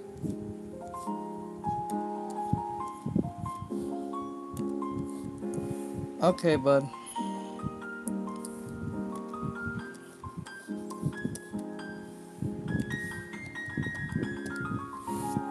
You was up all night? I'm sorry, man.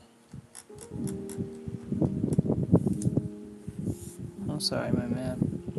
I'm sorry that I think your streams are good. I think my streams are pretty decent. I think.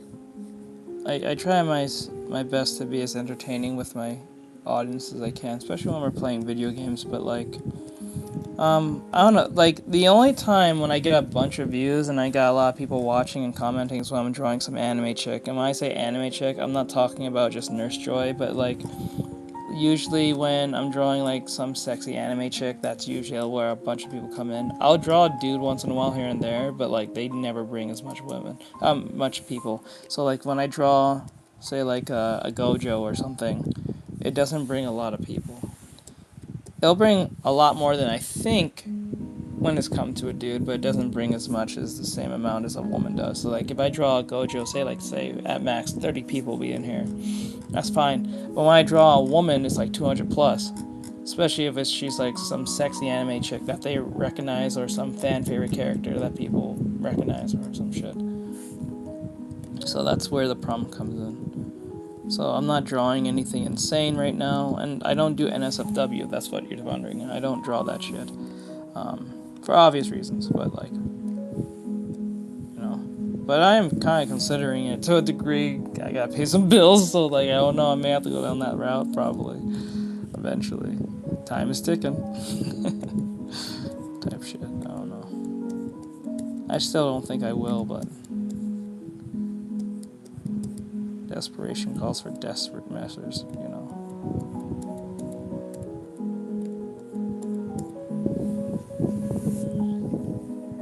What is she texting me? She's saying a bunch of shit to me. What is she saying to me?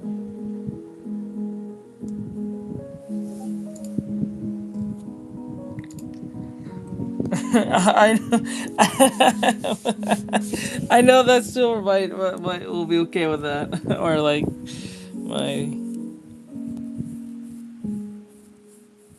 is it average and I imagine my grades. Okay. I'm almost done making the plushie last night. I just need to sew the legs on and find. Okay.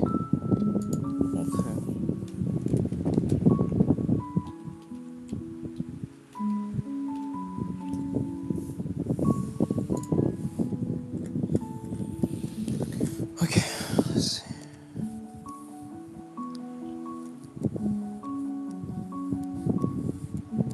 Naoya? What's that again? Oh wait, is that the black chick? Is that the black Asian chick? I forgot her name. The one that always bothers that boy, if I remember right.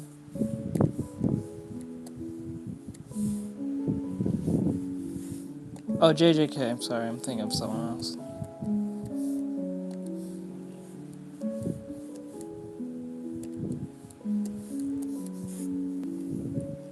Wow. Ryan Tuna was not kidding.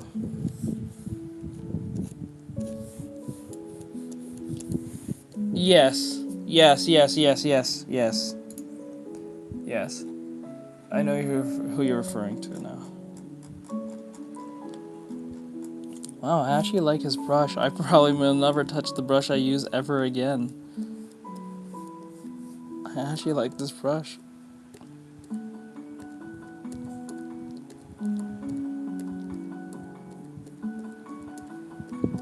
I finally figured out how to download his brush. I couldn't known about this brush till now. I'm fucking mad now. Jesus Christ. Pimp name Slipback. Gotta say the whole thing every time. You can't say just Mr. Slipback or what it is. You gotta say a pimp named Slipback. You gotta say the whole fucking thing. If you don't, you're disrespecting, I guess, apparently. Nope.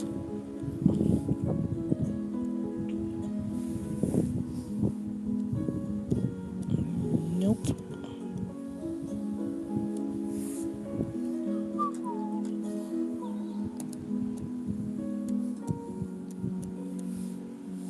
You can start an agenda with this. Let me see. Hello.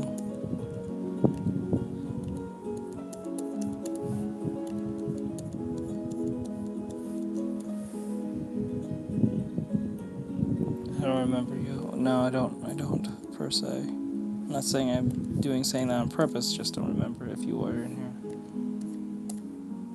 Probably from yesterday when I was playing game, I believe.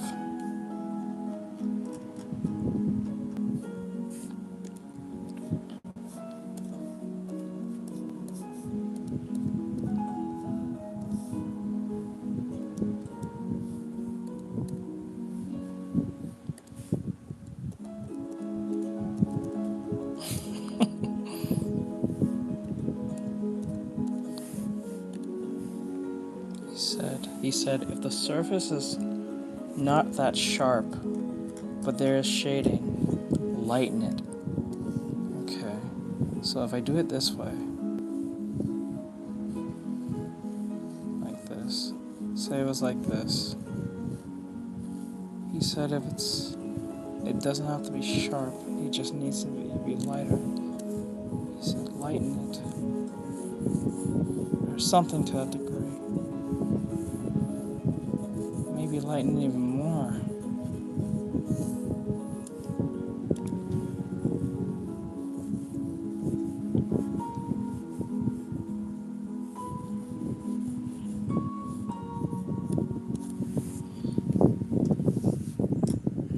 Yeah, that didn't make a lot of sense there, but.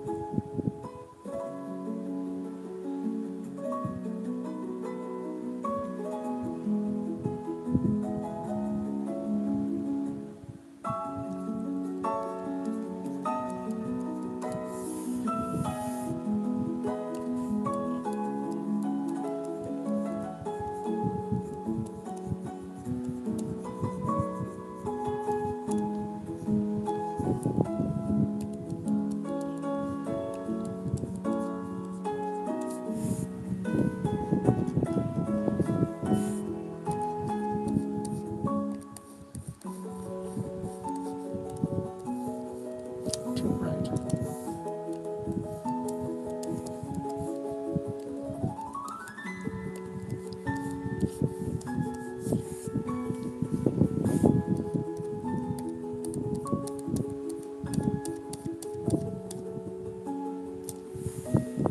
Hold on.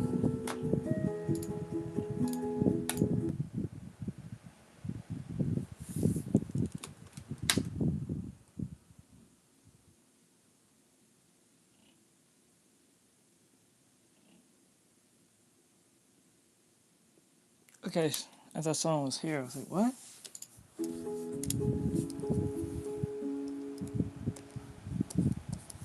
My sixth sense was bothering me. Is that a fly?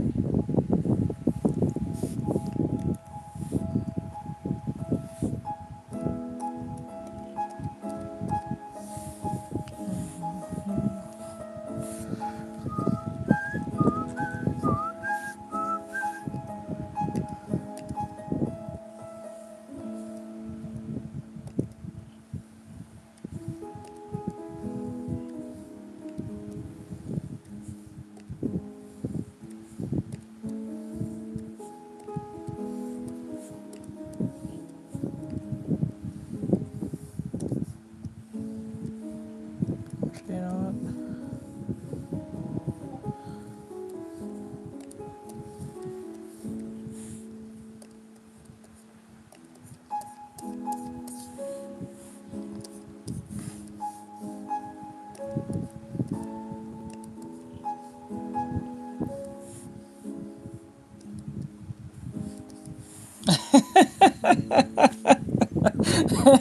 Fry.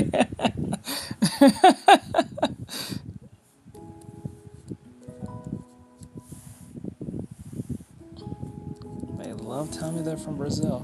Let me see. Hey, bro, you refer to your Mark Grayson. I don't know what you're referring to. Are you talking with JJK or something?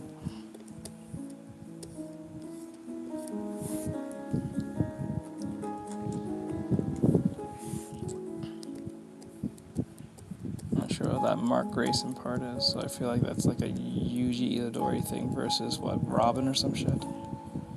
But that'd be Dick Grayson, so I don't know where that Mark Grayson name is coming from. So I'm assuming either this is from JJK or some other question from something else. Or probably two. Oh, Mark Grayson. You're talking about, fucking, Invincible. To be honest, I am not up to date with... I just now realized what you meant. I'm not up to date with Invincible, like the latest seasons. I left off of, like, season 1. I gotta catch up with everyone else, I just don't have time to watch it. I see the memes and shit, but I don't know what the fuck is going on, so it's not even, like, a spoiler yet, because I don't know what's going on.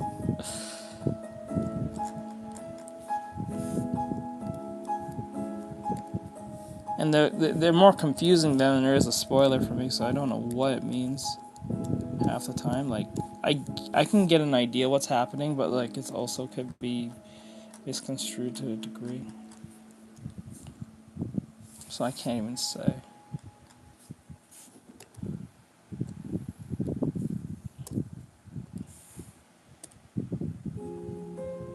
Yeah.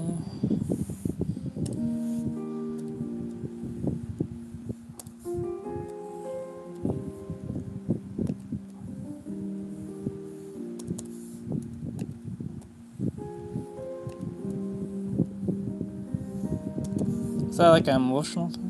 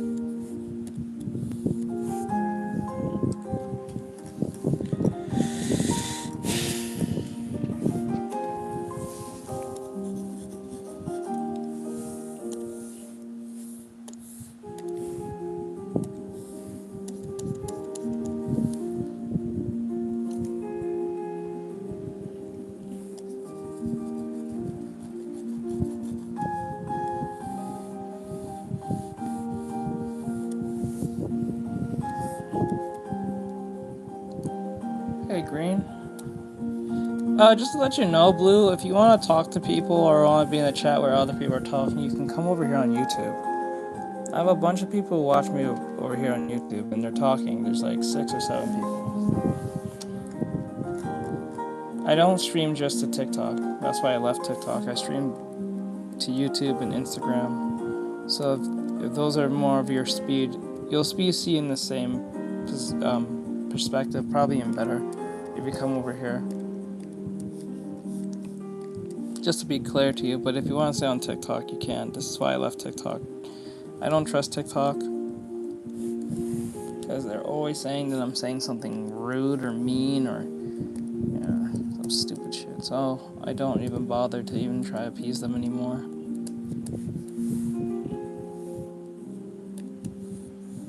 No. I was just saying hi and stuff. Because a lot of people are wondering why do I have like so little people watching me on TikTok. Because I don't really pay attention to TikTok no more like that. I'll post on TikTok. I have to post those animatics. I gotta get around doing that, but... Well, actually, no. I'm not gonna post them until I get Instagram up to date with the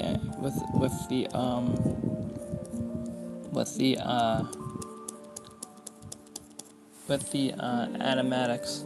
Once Instagram catches up, which is close to catching up, we only got like what, 10 more videos left.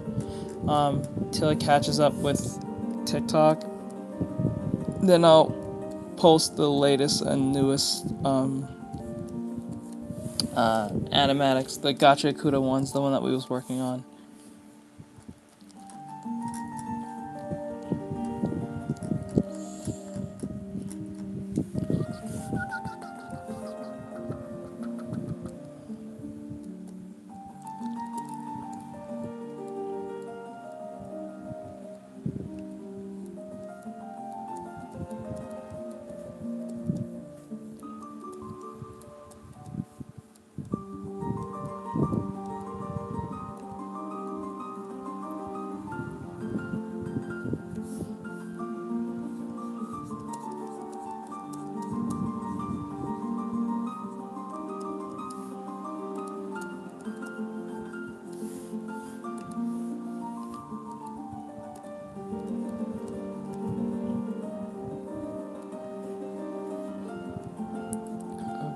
Oh yes, yeah. We did well,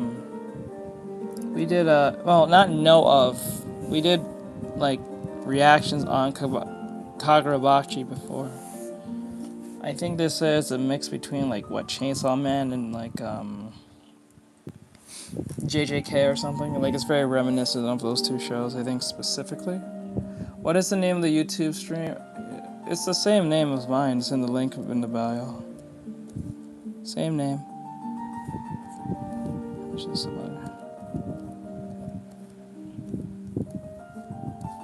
oh yes, definitely.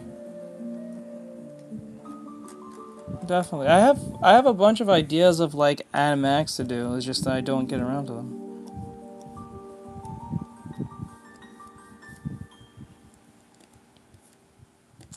Let's see.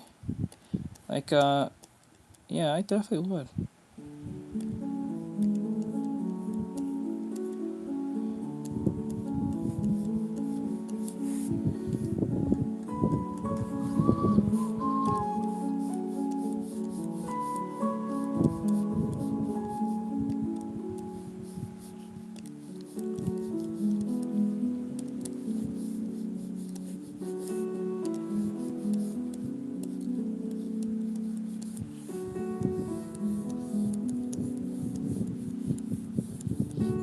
Terry, what's going on?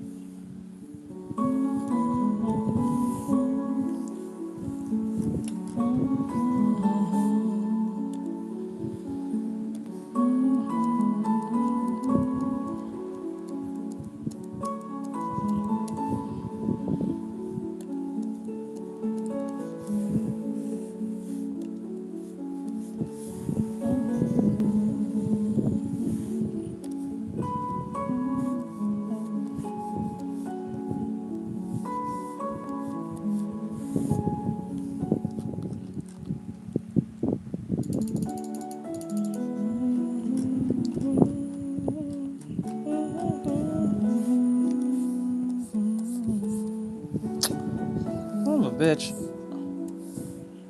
God, I hate that.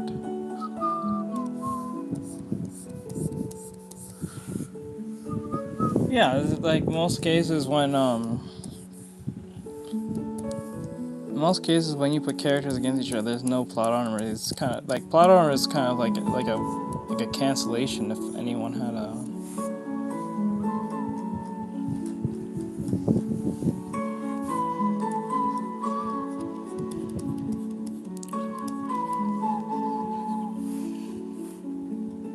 Whenever people put like, whether it's power scaling or a case may be, whenever people put two characters against each other from two different shows, there's no use of bringing up the idea of what do you call it? There's no point of gaining the point of like plot armor, because they're usually main characters from their own universes. So plot armor cancel out each other. There's no point of bringing that up. Someone's going to die here, or someone's going to give up. Either one of those two things.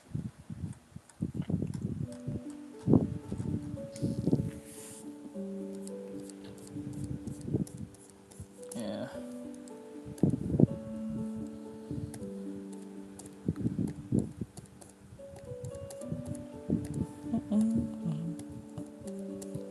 Did someone ask me a question earlier? I was so certain someone asked me something. I was not too sure what it was. It was like, I think, a couple minutes ago. I'm not sure what it was. I think someone asked me a question, but I didn't hear it. Shit. Go back.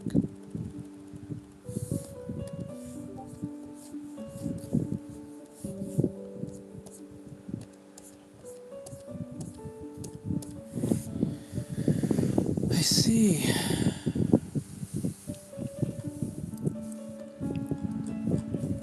Oh, it's you, Soph? Okay, it was you, Zax. Okay, what was the question?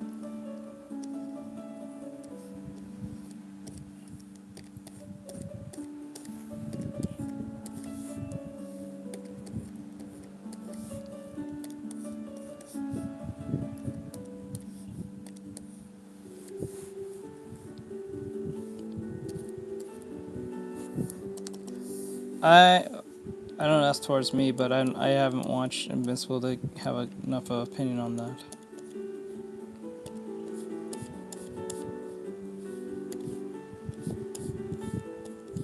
Usually it is planned. I usually plan them out because, like, especially if a show's ongoing. This is why I wait for shows to finish, like Gacha, because you might write something about a character, and something of light might come up, because it might make you look incompetent, like you're not watching the show, or something. Especially if people are like it's ongoing, you don't know what's gonna happen next.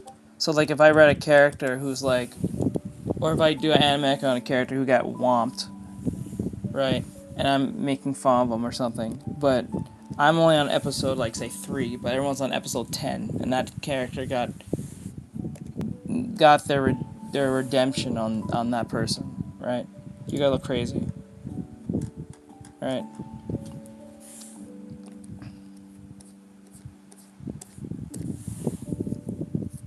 Yeah.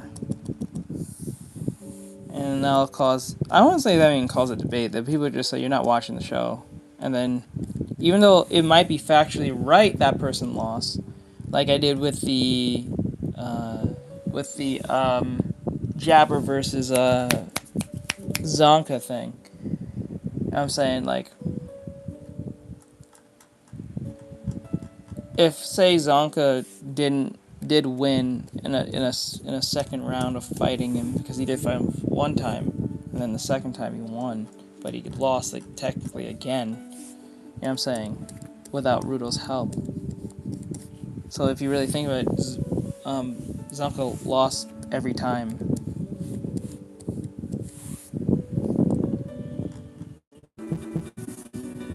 What, Yamcha? Or like Zonka? I think you're talking about Zonka specifically.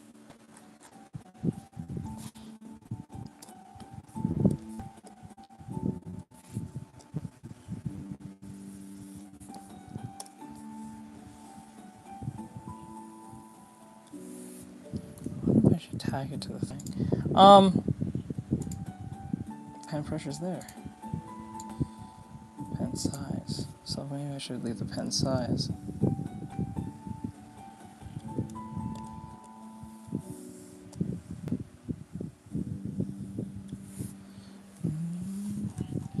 Okay, but yeah, if you're talking about Zonka, I can see what you're talking about because Zonka is not like a Zonka. They said Zonka is just a normal, is just a regular guy. There's nothing technically special about him per se. So it gives like the average day Joe a fighting chance, I guess. That's like the underdog thing, but without being the underdog at the same time. I think that's what that is. That's what he actually represents. You don't actually have to be the winner to know that you won. It's just like it's the fact that you're trying makes you a winner, not you winning makes you a winner. If anything, if you winning being an underdog just shows the results of hard work. That's it. But if you lose trying, you still win because you put the effort. So, you know what I'm saying? That's what that is, I think. I think that's the actual, like, thing you're trying to say. Yeah. So, like, making fun of him is, like, almost, like, not a thing. You know what I'm saying? Like I get it, but, like, people don't really make fun of Zonka. It's kind of hard not to make fun of him because he was trying. You know what I'm saying? It's not like... And he was, like... He knows he's not special. He knows this. So that makes it... It's like Yamcha, for instance. It's like... Yamcha's not self-aware. You know what I'm saying? That's what that is. Like, Yamcha lacks self-awareness to a degree. That he was literally... The only time Yamcha actually gained self-awareness is, I think, within... I think it was the Blue Arc, or, like, the Android Arc? I think it was the Blue Arc. And he realized he can't keep up with people like Goku and them anymore.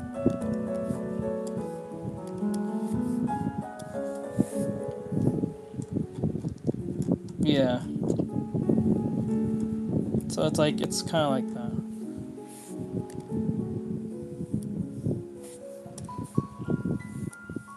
Yeah.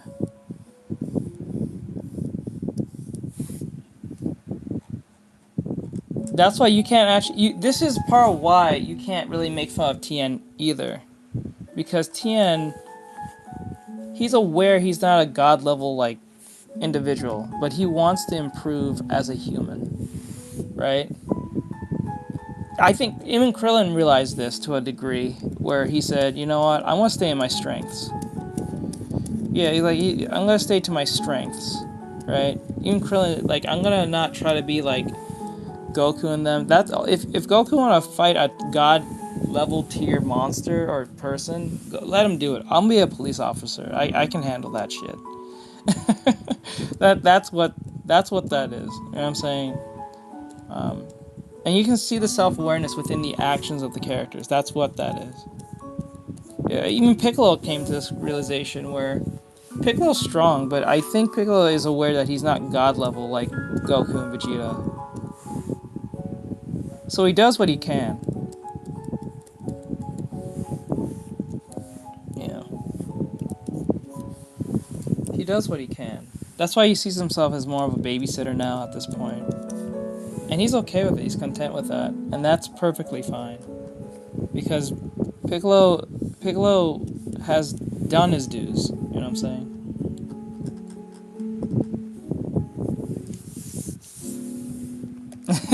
Yes, the event. I like that. I like that.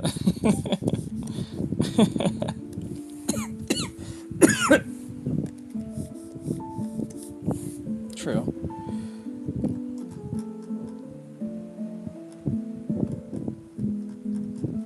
It was a Bardock versus Nolan?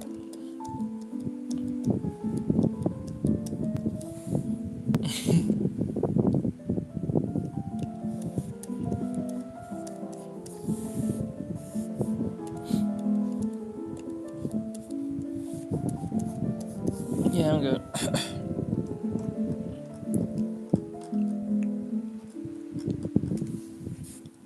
Let me see here.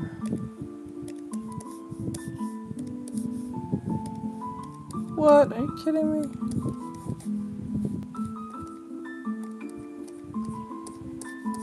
Sup, sup, sup. Sup, sup, sup. Yes. Krillin!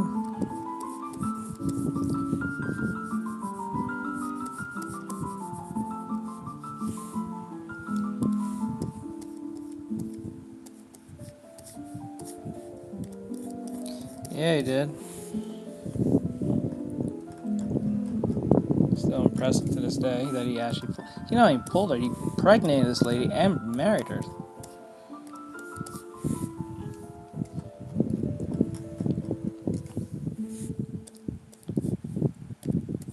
Is there anything else?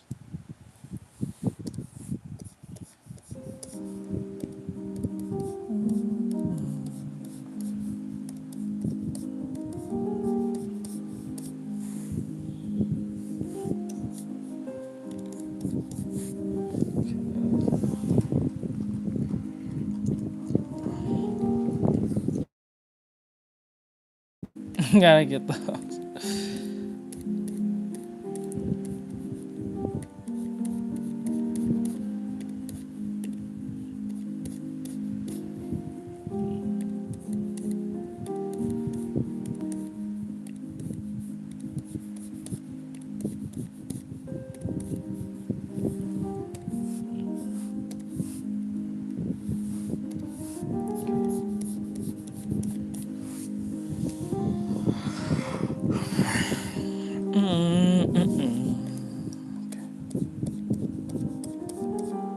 Shit.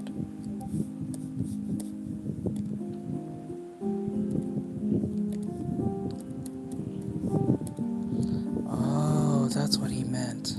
The darker means deeper. The darker it is, the deeper it is. Oh. Okay. Yeah. Our boy Krillin. Krillin has grown so much in the series, from Dragon Ball to Dragon Ball Z to Dragon Ball Super.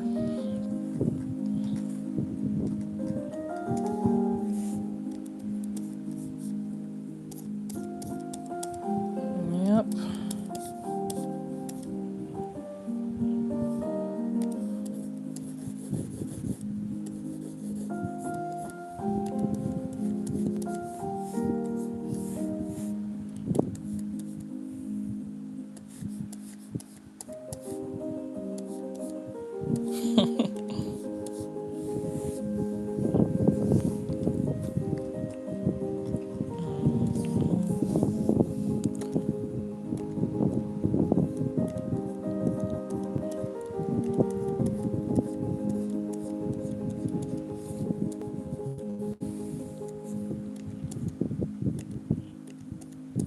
On.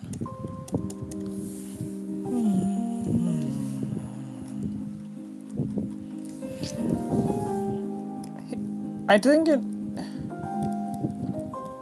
I don't think she did. Or if she did, she didn't care, because, like, either two things. She either didn't give a shit, and she knows, because 18 don't seem like the type to, like.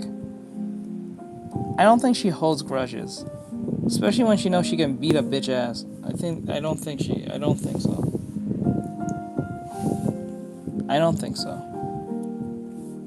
I think 18 can. I think 18's fine. I think 18, even whether she knew or not, I don't think she cares.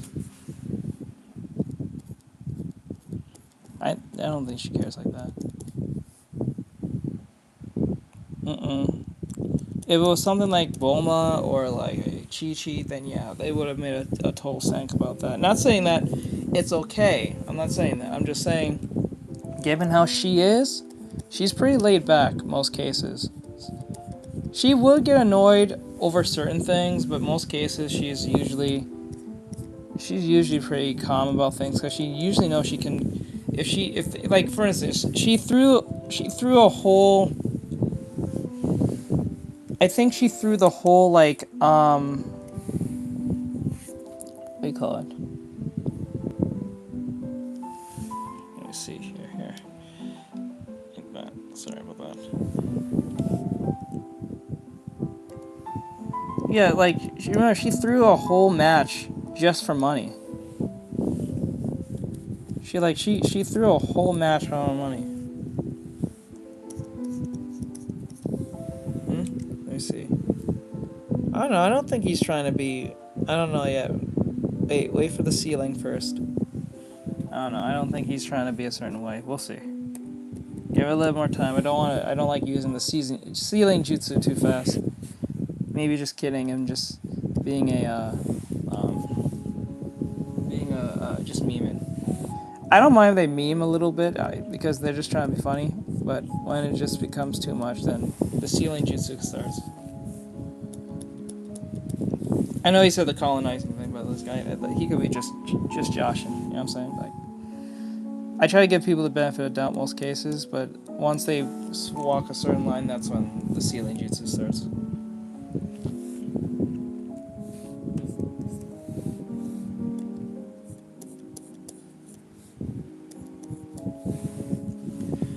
Okay, almost there.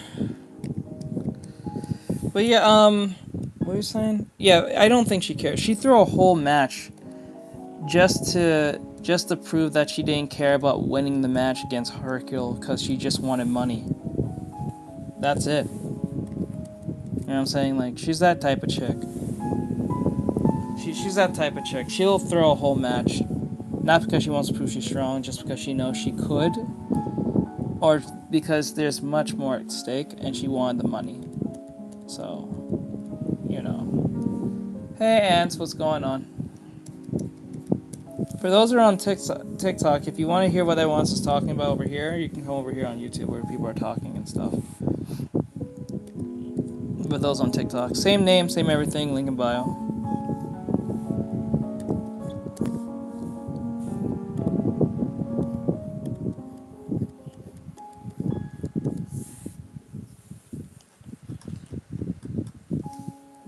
Yeah, because he didn't want her to get hurt. Yep. Now, I'm not saying that she might not care about the whole marrying thing, but true. Like, the thing is like, I'm not saying that she wouldn't be annoyed at the fact that her daughter's named after his ex, but I don't think she would care. I just don't think she would. She'll probably keep it in her back of her mind, but I don't think she'll make it bother too much. Like, let's put it this way. She would allow it just because she knows she can probably just murk this woman off rip if she were to come back. So she wouldn't care. You know what I'm saying?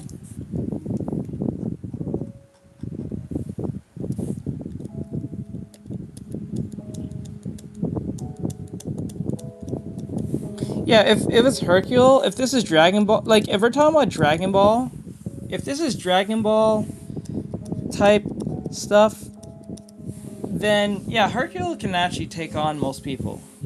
Hercule's actually not Hercule can actually fight.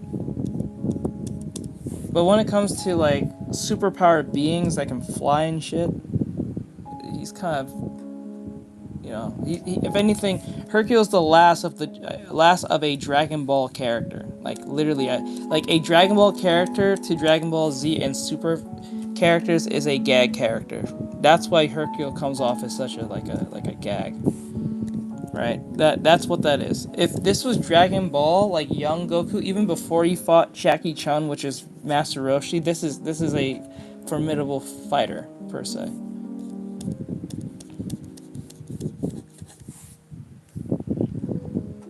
Yeah, that's lucky for him. So his whole existence had a actual meaning in the show. Without Hercule, we probably lost. Yes, he was. He was a real menace. He didn't know what to do himself. Ironic. Really? Is he the 5th strongest? Then what is like what? Krillin? I guess it's like Krillin. Tien. Master Roshi. Yamcha, and then probably Hercule. Is that like the right type of order? I would think or believe that would be right, right?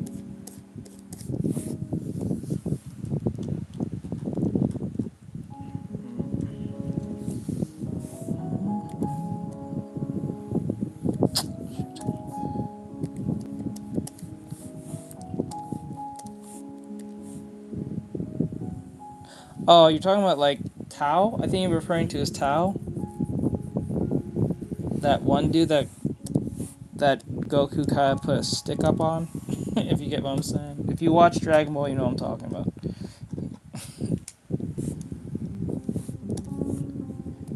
I think you're referring to General Tao. No. Yeah.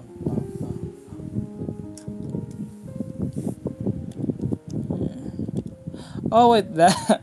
No, yeah, the ninja. I forgot. Yeah, the ninja. I forgot. It wasn't Tao. It was the ninja. Goku went against a ninja. He put a stick up on him.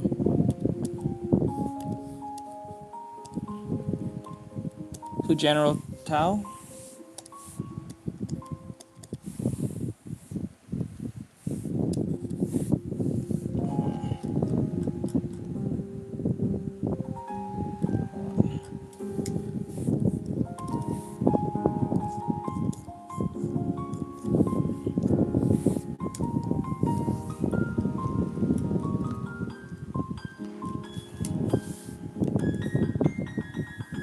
Hello.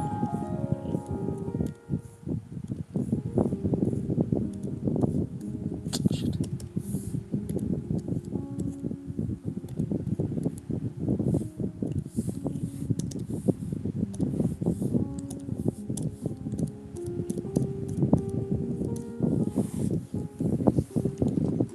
Deeper.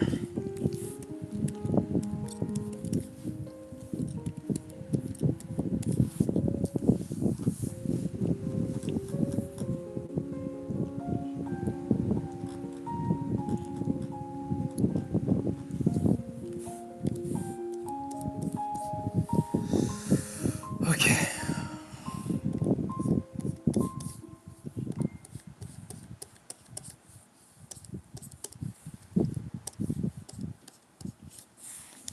Wow. I didn't know how much.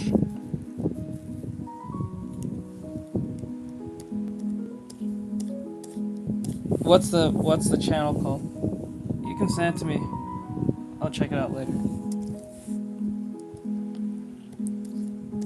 Yeah, send it to me if you can. I'll appreciate it if you did. I didn't know how much using Rhino Tuna's tools, or at least his brushes, makes so much of a difference. Maybe that's why I've been having such a hard time trying to do the artwork, because I didn't understand. I understand what he was trying to do, but it was my tools that was playing against me the entire time. Because now I feel more confident now. Not because I have his tools, but it just feels easier because maybe it was the settings of the tools I was using, and that's why it was always kind of playing against me.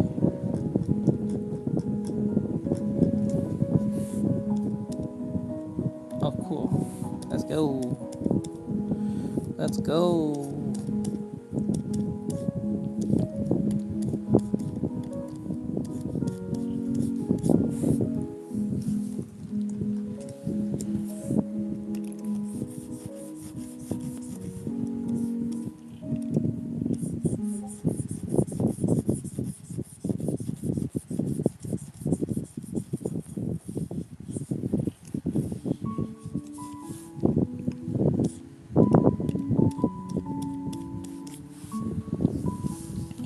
They tried that, but because the way that Toriyama tried to write him within the after the Cell arc, it didn't really pan well. A lot of people complained to him about how Gohan's kind of like a, you know, so like people was kind of complaining they wanted Goku back, and I think the editor even went to him and said, I think if I remember right, I think the editor said to him they want to bring back Goku.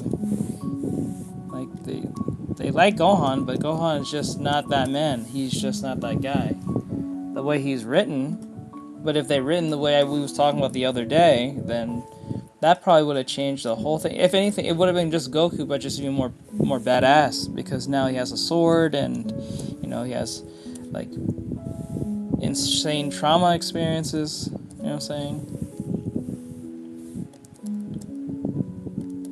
Yeah, you know what? You know how much more insane that would have been if Vegeta, since Goku's gone, he shifted all of his frustration towards Gohan, trying to fight him every 5 seconds. Do you know how insane that would have been? That would have been a lot more, but like, think of it this way: why would Vegeta just ignore the second most closest thing to Goku, when Goku's far gone for the last 7 years? He didn't try to interact or fight this man. Are you serious? Right? Right?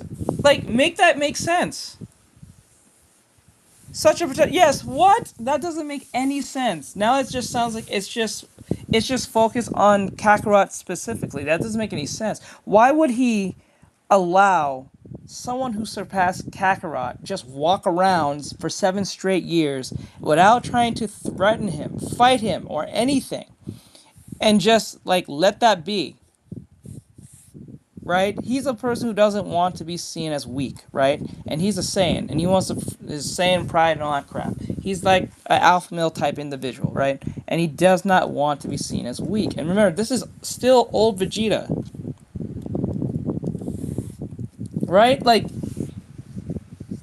right? But he's small in small ways. But remember, he still had that anger of him.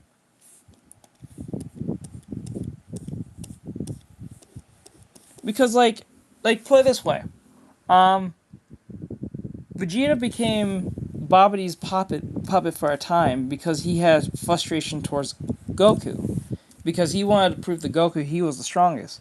But if Gohan surpassed both Vegeta and Goku at the time within the Cell arc, wouldn't he put all of his focus trying to fight the boy to prove that he's just as strong as he is, or at least to prove to himself, and if he ever sees Kakarot again, that he would fight him too, just to prove that he's better than both of them? Remember, Vegeta was so frustrated at the fact that that Goku not only became a Super Saiyan first, but he was also pissed off that when he did not know about Trunks'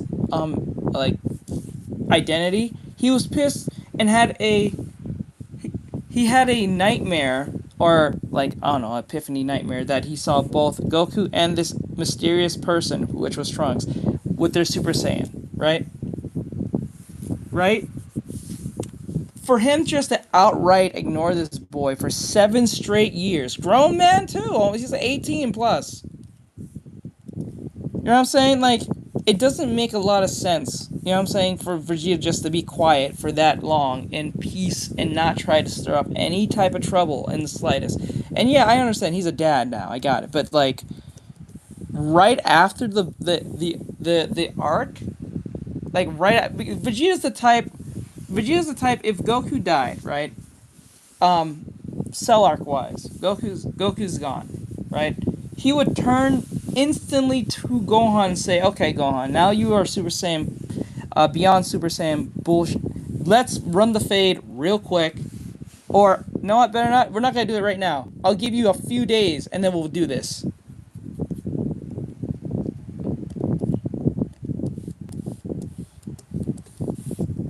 And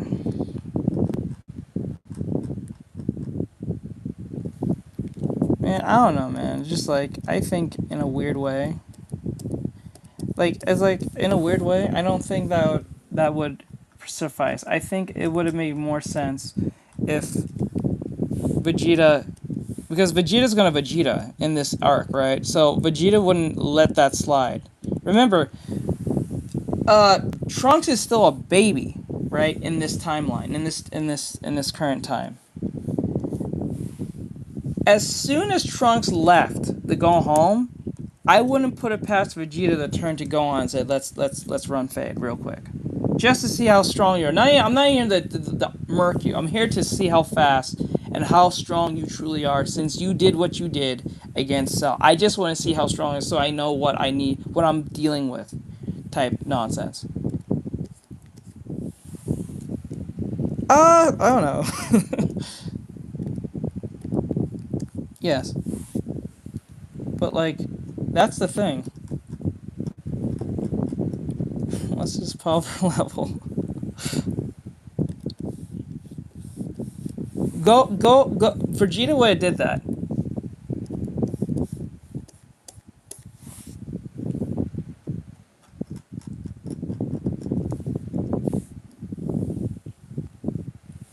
Let me see here. But, like, that's the funniest thing. I don't understand.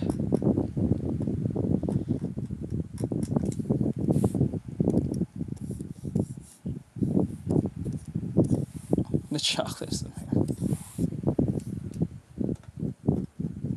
Because, like, it doesn't make sense to me.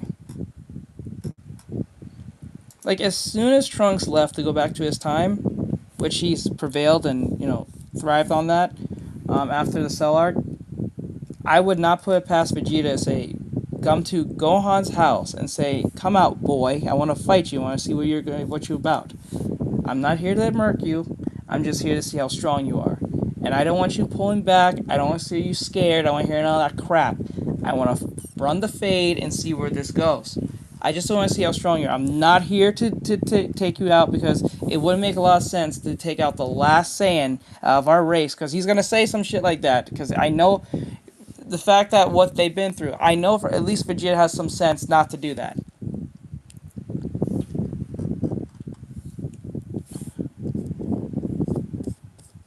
Because remember, this is the same man who beat the brakes off this boy back in remember the Planet Namek arc? Like, remember the Planet Namek arc when everyone was sent back to Earth, and then Gohan fought Vegeta for like a split second, and he beat the brakes off this boy.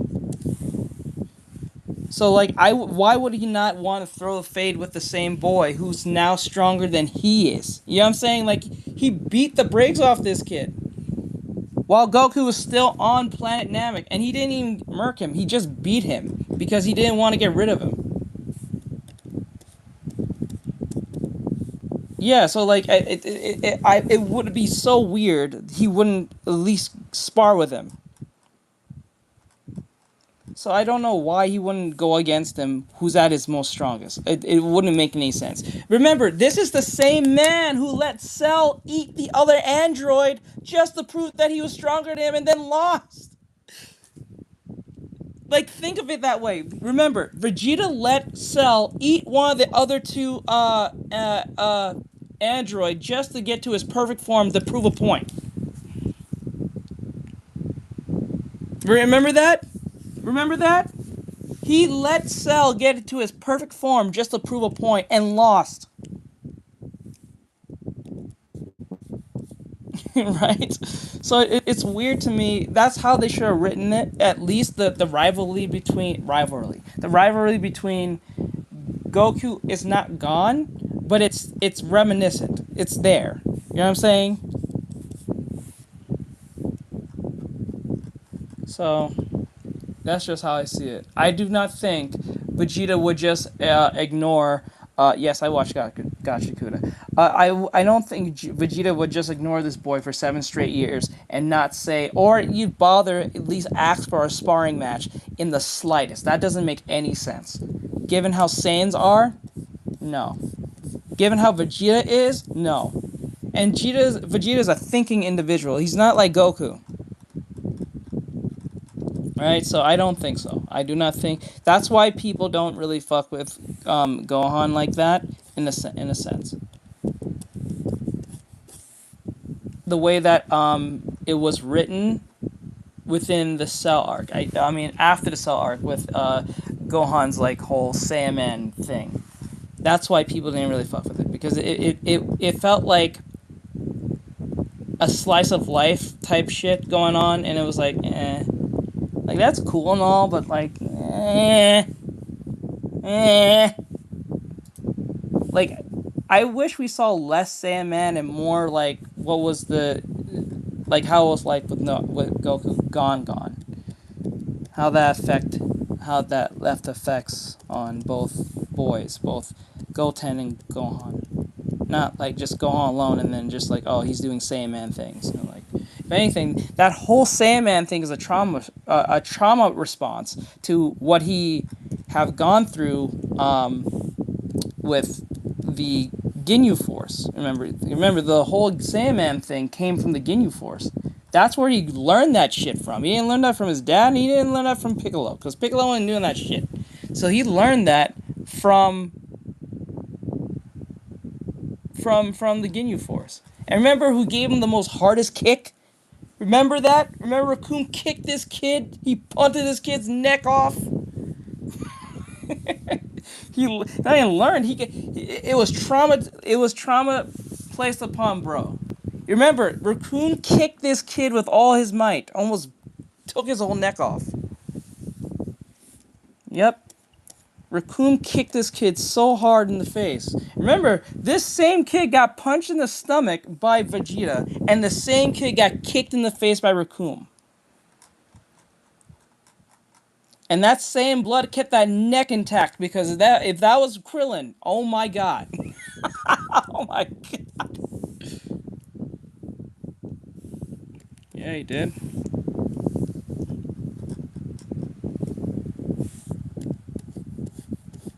Yep. And I don't think Chi-Chi allowed him to watch TV. I don't know.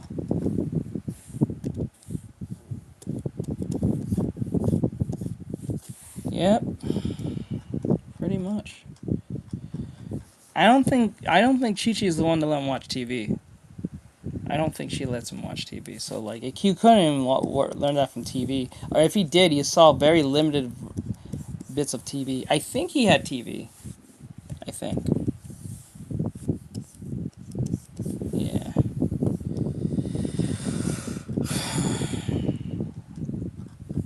So.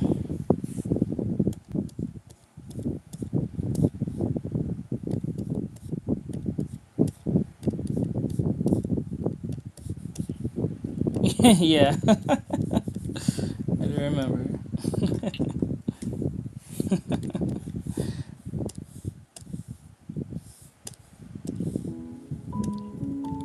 Oh yeah.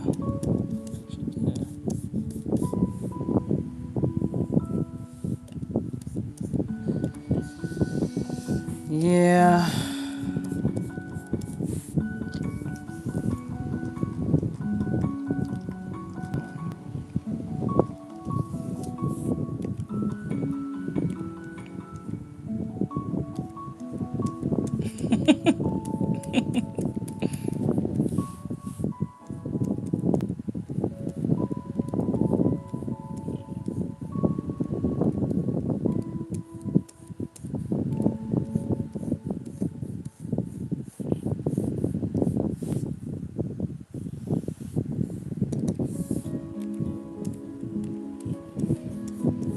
I wouldn't put it past him.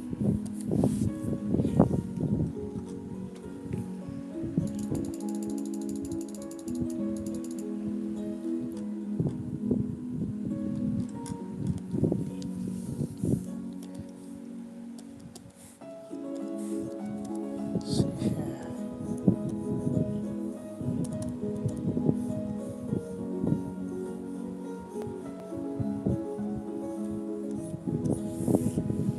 For real? Holy God, I don't remember that. What the hell?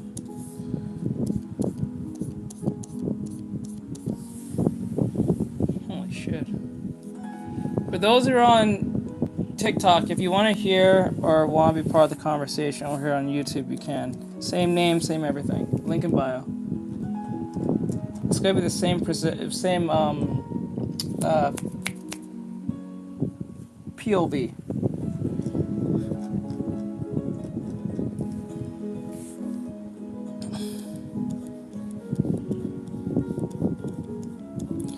You're not wrong.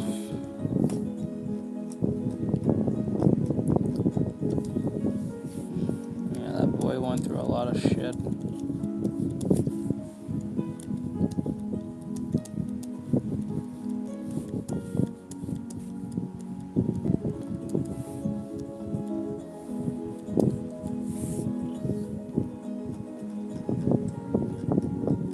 And then again, you think of it, when you know you can,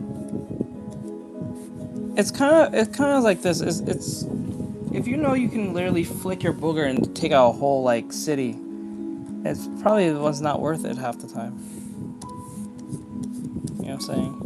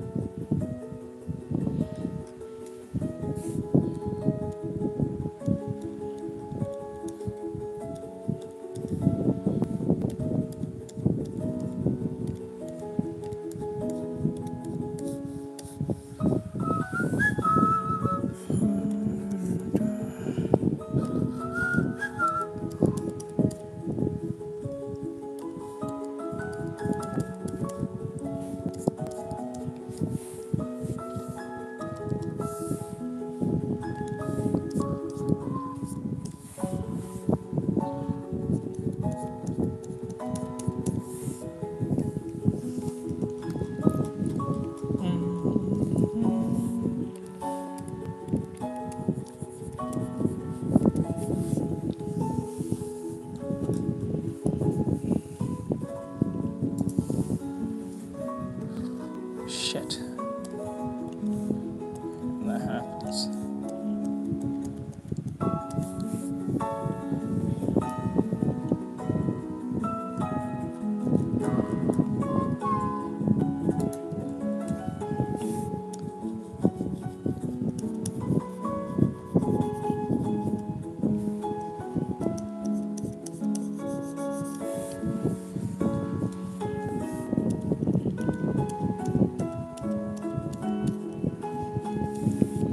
Oh, I think Bean was in here.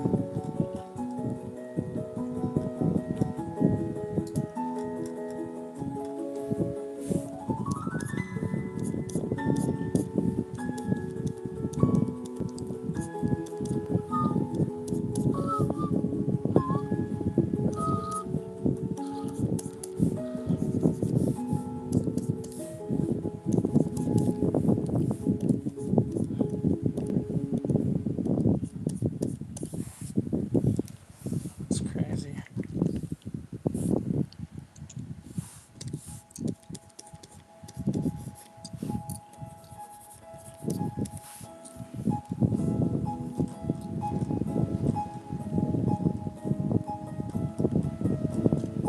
Ah, my arm.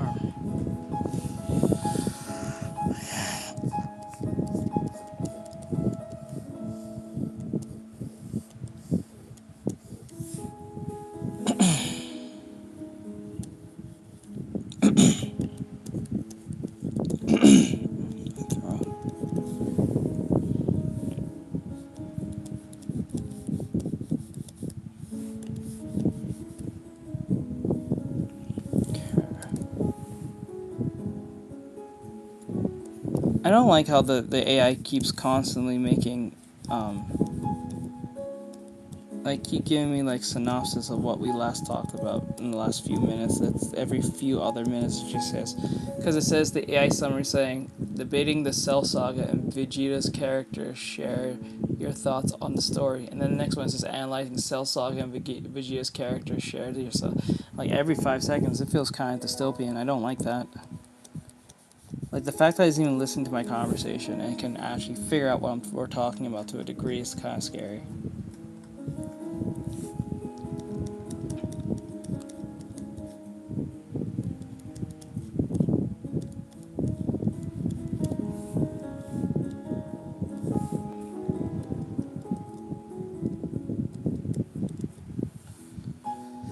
I don't like that.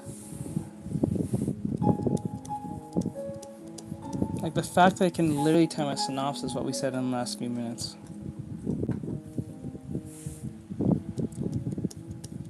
really bugs me a lot.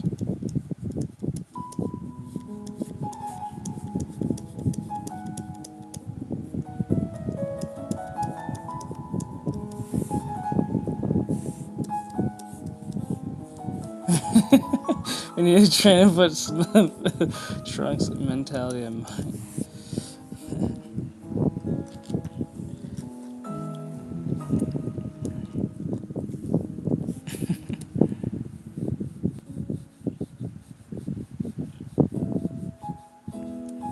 Okay.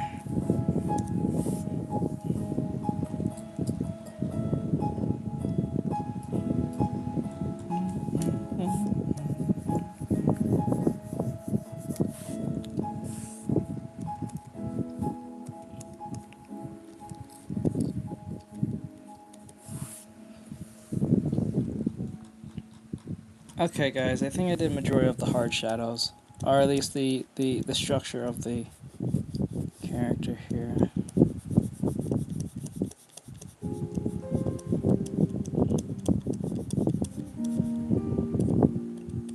Right?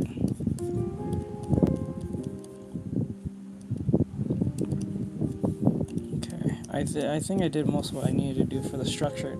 I'm gonna stop from here, per se.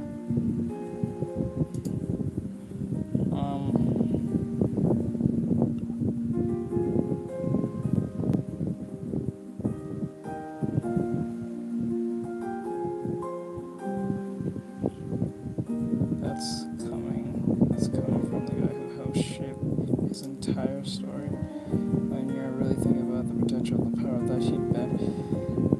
Dave Filoni? Dave Filoni fucked Star Wars. What are you talking about? The fuck? Oh my god, what the hell?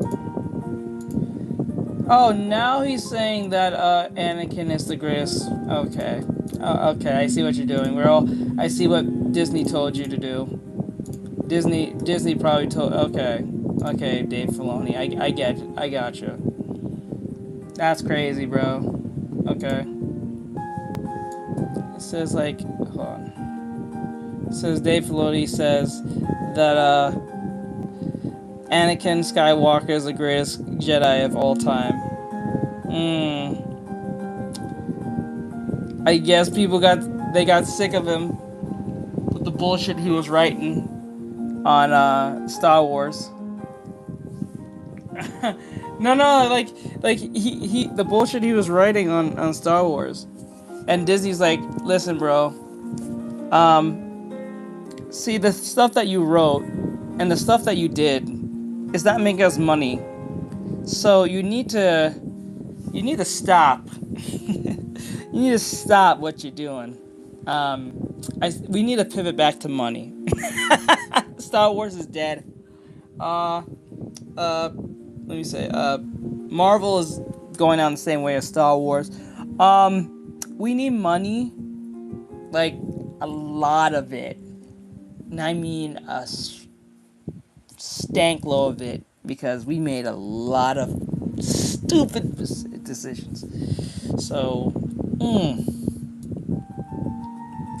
right? Like, Dave Filoni is hated, bro. This man is hated. Oh my god.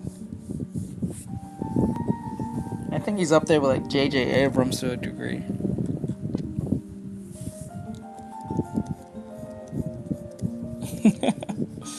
Yes, he is. Yes, he is. Alright.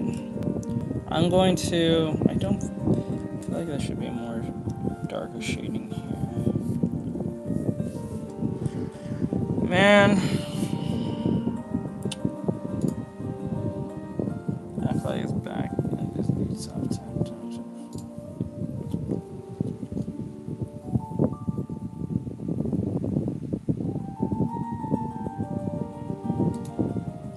Wait a minute. Okay, guys, I'm gonna show you something real quick. I want you guys' opinion on something. Hold on. Okay, I've never seen this anime at all. I don't know anything about this anime whatsoever. But But I'm looking at this. Hold on. I'm looking at this. They said it's called Trap in a Dating Sim. The world of otome games is tough for mobs. And this is 2. I guess this is season 2. What do you think is the best design here? The left or the right?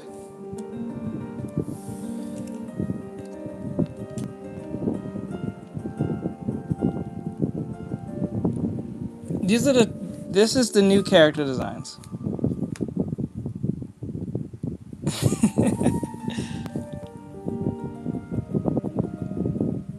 Okay, let's see.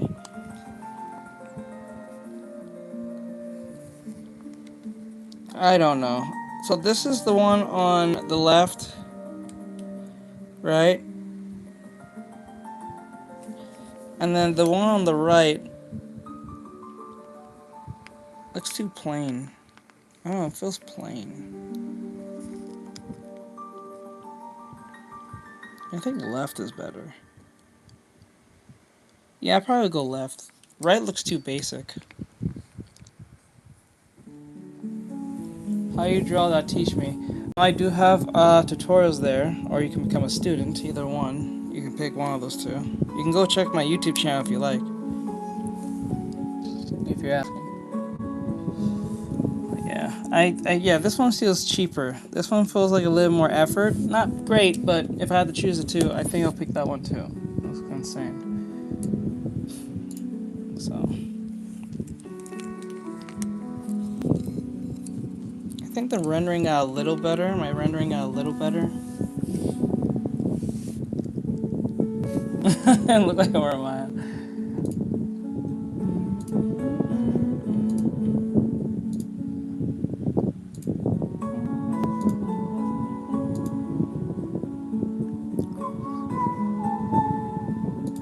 Okay, guys.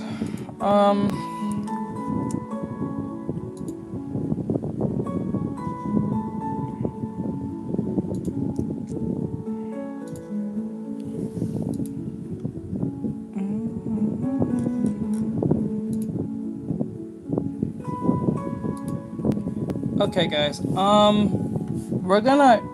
I think I'm gonna play that game again. As annoying as it is for me to say that, I think I'm gonna play that game again in a second. But I saw something here from a Demion, which I think was important. Hold on, left is better. C, cause more hair. Cause more hair. See. For those who are on TikTok, you can come in here real quick. We're gonna do a quick reaction on something. I'm gonna turn off TikTok. Because, well, what we're going to talk about might be considered bullying to the AI. So I'm not even going to bother to, like, you know, play that game with TikTok. So you can come over here for those who like the stream or you like what you see. Real quick, we're going to do a quick reaction, then we're going to go play game on YouTube. But, yeah. I'm going to end it here for TikTok. So later, TikTok. Thank you guys for watching. Thank you guys for sending lots of likes and gifts and stuff. I appreciate it. For those who actually watched and stuff like that. So thank you, TikTok. So later. Bye. Okay. Alright, the children has left.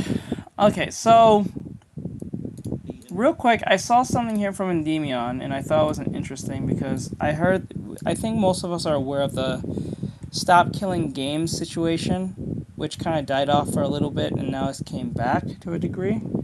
I guess it's in Congress or in the court or whatever the case may be, because there's supposed to be some type of, legislation or something about that. I don't know if it's a win or a loss, but here it is. Modern gaming that most people don't want to talk about until it's too late, which is that you don't always own the games you pay for, not on disc, digital storefronts, and especially not in the cloud. And right now what's going on with Amazon Luna, coincidentally alongside the massive push of Stop Killing Games, proves that this as one of the clearest examples of why this is more important than pretty much anything else in gaming discourse right now. Alright, before we dive back into the chaos, I got something a little different for you guys. Today, I've officially partnered and launched the Endymion TV snack. Yeah, I don't care. Username across win in Xbox did the you come tapper it on adaptation and up to more games to play. Amazon Prime account. And then by subscribing to more channels, you would then have more games to play and buy and whatnot again from wherever you were, because Luna was Amazon's cloud gaming service. But this came with a trade-off many people didn't fully understand because of the nature of cloud gaming. You don't download anything, right, or install it, that's the whole point, but you also, and this is key, keep anything that you technically buy either, because everything exists now on a server that you have zero control over. And the uncomfortable truth was that if a cloud service were to change direction and remove that content, or I don't know, shut down eventually, you wouldn't just lose access to a feature or one of those channels, you would lose access to everything. Your games, your progress, your purchases, all of it would be gone in an instant, and you can't do anything about it. And why am I saying all of this? Well, because dear viewers, that's literally what just happened. Amazon can't stop killing games because Luna just became a clear example of why these consumer protection laws need to be placed now, because this cannot stand, man. As Amazon says here in their now updated Luna customer service page, as you can see there, starting April 10th, 2026, which is already passed, of course, Amazon Luna will no longer offer game stores, individual game purchases, or third-party subscriptions. This means effectively any game that you bought on Amazon Luna to play can no longer be used on the service already. But it actually gets so much worse than this. You see, Luna isn't dying. Well, technically anyways, not yet, I guess. Luna is now moving into a subscription-based model only, sort of like Netflix or I guess Amazon Prime, as you can see here. But third-party stores like Electronic Arts, Ubisoft, and GOG are all having their channels, if you will, and their games that you could buy directly from them removed. Meaning effectively many of the reasons why Amazon got into gaming in the first place are now being removed entirely from their service. The reason being, I would wager, is because people could buy these games and then not technically use Luna as a platform to play them. Meaning that if you bought, let's say, Assassin's Creed Valhalla or Odyssey through Luna, right? You could play it still, but you would need to download the Ubisoft launcher on your PC to play that game now through Ubisoft's own dedicated service that's apart from Luna. That might sound good to some, but there's a lot of problems and so much more to go over. So let's just start from the top, I guess. Firstly, what's happening here is like, imagine your Steam or your PlayStation library was being forcibly taken from you right now. And then every game you own is then splintered into multiple different services and launchers across everything based on where these games are made from whichever company. You now have to download a dozen launchers and then some to play those games in the future. No. But they would all be their own services, so to speak. That's kind of what happened with Luna, but it gets even worse. Because you see, for people who use Luna, the entire reason why they bought these games was because the idea was sold to them that they could play these games via Luna and the cloud gaming infrastructure on any device they wished. So the entire point of Luna was that you didn't have to own a PS5 or an Xbox or a high-end PC, because this service eliminated the need for that. But now Amazon has said you can't play those games you bought there anymore, so if you want to go play your Hogwarts Legacy or whatever, well, now you're going to need to buy a high-end PC, which is, yes, as scummy as it sounds. Amazon basically dangled the bait in front of their users, took their money for years, and then Luna began in 2020, by the way, and then they pulled the rug from under their users and went, oops, sorry, our bad. I guess you actually are going to need to buy the exact expensive hardware that you were avoiding by using this specific service now. Oh, fuck you! It gets even worse than that somehow, because that's well, crazy. You're probably thinking, oh well, I mean, when a service goes down, like some multiplayer game, the company is legally meant to refund you, right? Let's go. Well, yes, PT. but well, in Amazon's case, in case you didn't read the fine print, which is very small, it turns out that not only did you not own anything on Luna or I guess Amazon, but you also can't refund it either. Whoops, sorry. As seen here from Amazon's own help page, you have to run the 7 C's, my dude. Amazon will not be refunding anything that you bought through Luna whatsoever. customer. And also, by the way, all sales are final, and they will not accept any pushback from customers who used Luna for the past 6 years, by the way. So all those games these people bought to play, those channels they subscribed to, and all of that, it's all gone now. They quite literally played their customers like idiots, and now Amazon gets to reap the rewards with zero negatives because, well, you didn't own anything anyways. Wait, you thought you owned your games in 2026? That's cute, but no, you didn't. Apparently, that's what Amazon thinks. Amazon just effectively did exactly what Stop Killing Games is trying to push to stop within a week of that movement's new laws being pushed, no less. Like, there really is no shame in the games industry these days, is there? But what about your save data, maybe, right? Can't I take my save data for Assassin's Creed or whatever game Fuck I'm playing no. on Luna, That ain't yours. move that save data to another service, and then continue playing No. that game there No. instead? Well, as Amazon No. details, as you can see here, yes, you can technically download your save file, and you will only have 90 days to do that, by the way. Oh, But fuck as they say in you. the note there, save data compatibility varies by game and platform and is determined by the game publisher. We cannot guarantee that save data downloaded from Luna will work on other gaming services. Like, you can't be serious, but they are being that. So not only So it's a yes with extra steps. Okay, good. It's Calby. Let me see.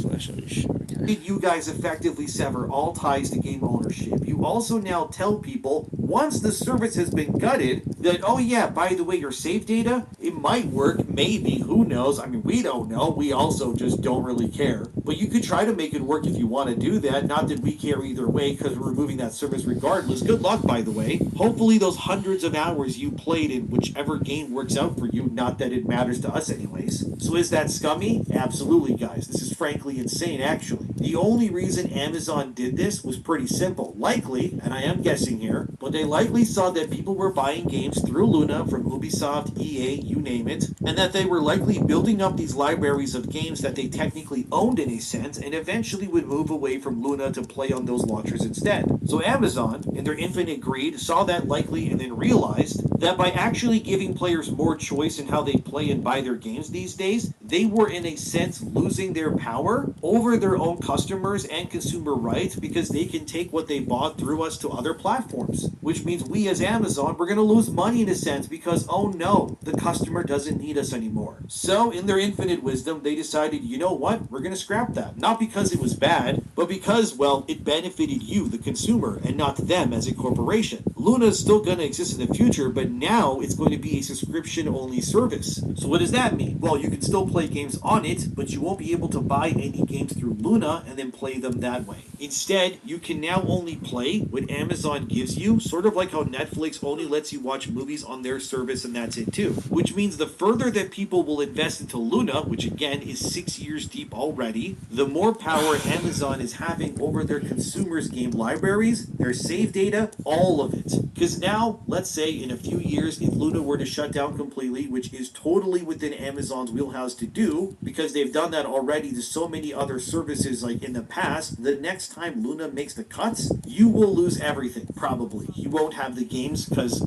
Amazon's providing them, obviously, so you never own them. And even your save data is not going to work either, because the platform you're playing it on will only work there. Maybe PC at best, but I doubt it, but who knows? Essentially what Amazon has done here is revoked consumer rights and protections, while keeping all the money for themselves and giving you the same service for the same amount of money that you were already paying for it, but they are now removing any and all unique reasons for why you would want to own or operate that service in the first place. Amazon quite literally pulled an anti-stop killing games on their consumers, and they want you to be okay that they're going to get away with this. Amazon has already, as you can see here, updated the main Luna website, so the first thing you see when you open the app, it immediately now tells you the bad news. Oh yeah, all those games you bought and liked, sorry, nope, also no refunds. As you can see from Amazon's top games listed here, users who played the trending games like Farming Simulator, Madden, FIFA, Jedi Survivor, and more, they will lose the ability to play any of these games if they bought them through Luna. You will now need to launch these through separate launchers, and if those games are not maybe available via some third-party supported launcher site, which I have to imagine not every game is going to be, well, you're out of luck, even if you bought it. You just lost everything, and you also can't do anything about it, but start over somewhere new. Of course, one website at least is trying to run damage control for Luna, which is Dual Shockers, as you can see here. They try to mask the problem and say, sure, they you used lost the gaslight technique, haven't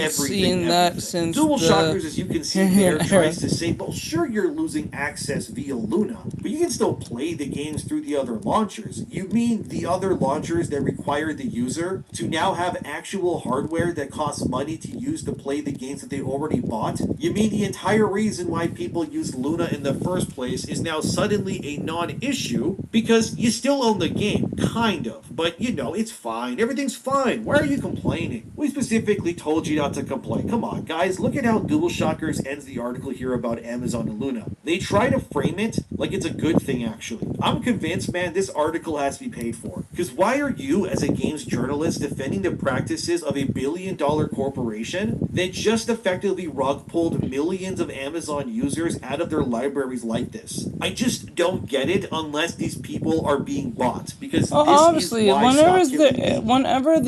if it's not a hated YouTuber who's considered some type of chud, you know what I'm saying?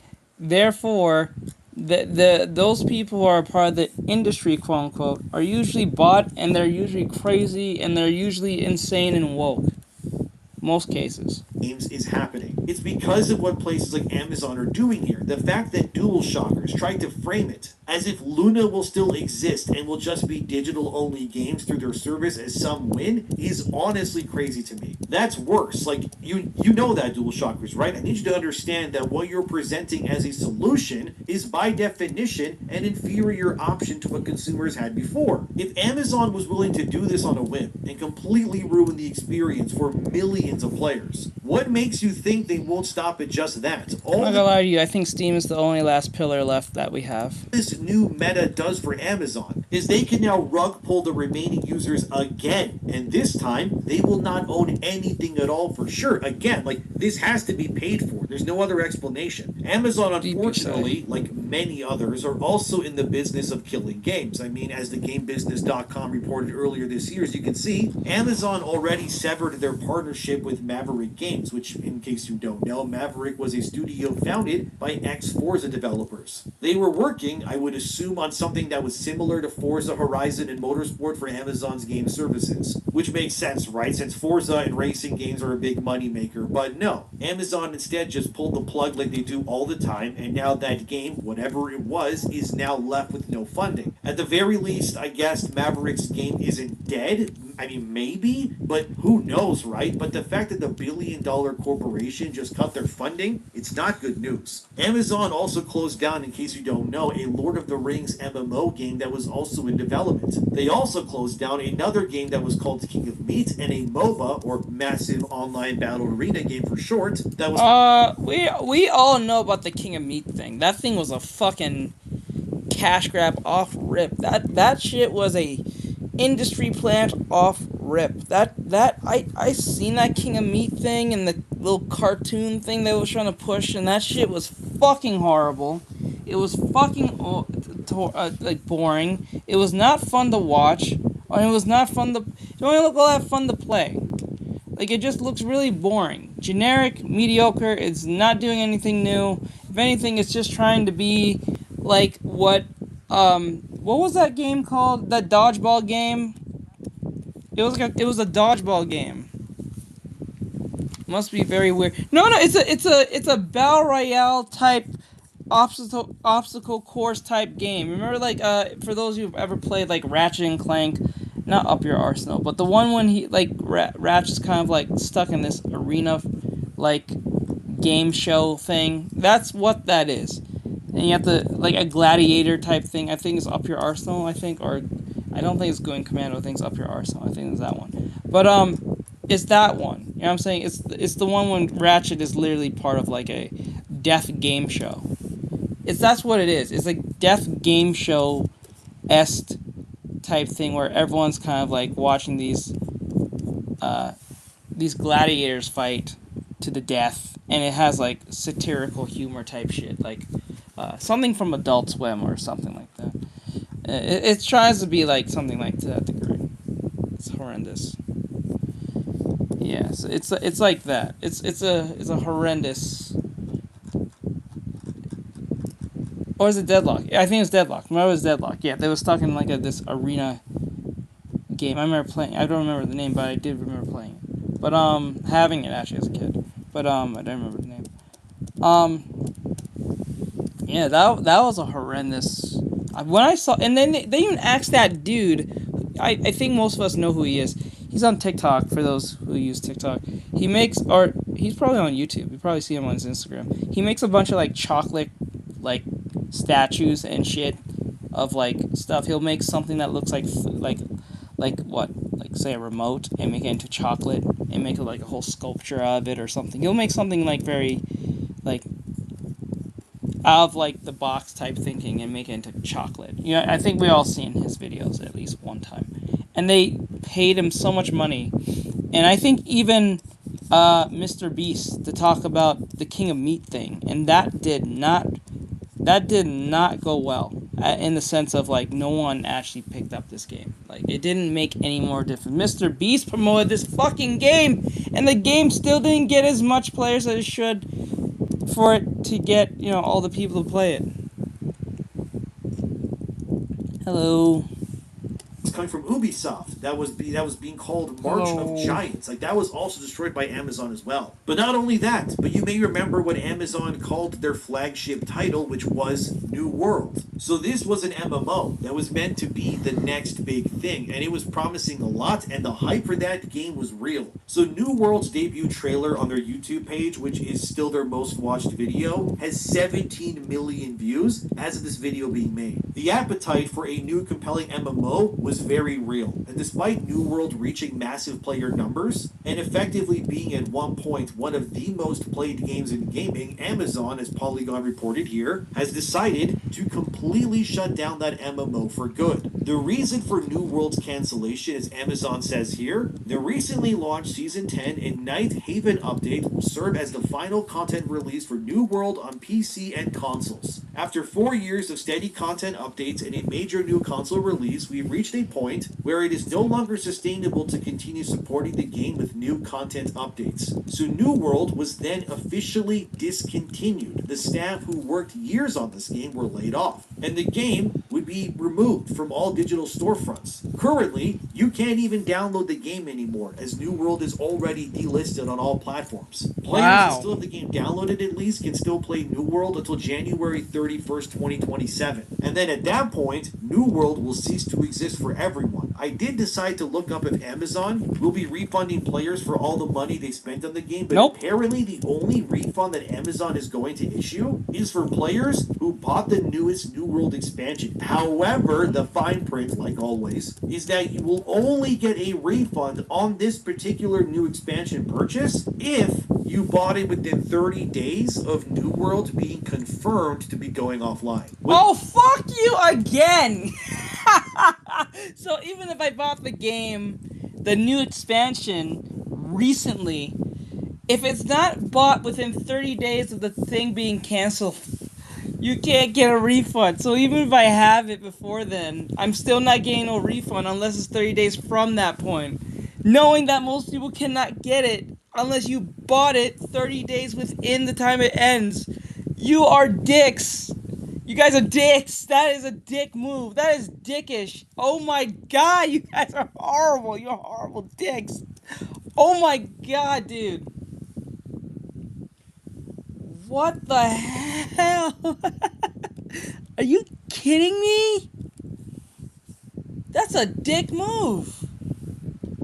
What this means is that for any diehard New World fans who likely, bought this content well before then, because obviously they want to keep up with the game and play it, they will, of course, not be getting any refunds for any expansion that they bought for the game. Worse yet, that also goes for anything else bought involving New World as well. And the money that you spent on it, I mean from cosmetics and more, that's all going to evaporate into the ether forever now. Which means Amazon just rug pulled their biggest flagship title. They took all the change in your pockets, and now they're shutting the game down, and they are leaving you genuinely with nothing. But don't complain. Why are you complaining? We specifically told you not to, okay? This is a good thing. All you gotta do is, keep subscribing to Luna, alright? Just keep playing games that way. Don't worry about your save data or whatever. You didn't own anything anyways. You see, this is why Stop Killing Games exists. It's because of stories like this one. Because frankly, this is genuinely insane to witness, I gotta be honest. The fact that New World could, if Amazon actually cared enough, they could at least do what Stop Killing Games' whole initiative was asking, right? So, in case you forgot, recently Ross Scott, that's the creator of Stop Killing Games as a movement, spoke in front of European elected officials and pleaded that new laws would be put in place to protect the consumer rights of players worldwide. The reasons for Ross Scott, who goes by Accursed Farms on YouTube, and why he did this, is exactly why, based on the very things that you're seeing in this video right now. Because Stop Killing Games' laws are not in place yet. It allows Amazon the leeway right now to get away with everything that you've seen today. You want to know how scummy the New World situation is and proves why Stop Killing Games needs to exist? Okay, dude,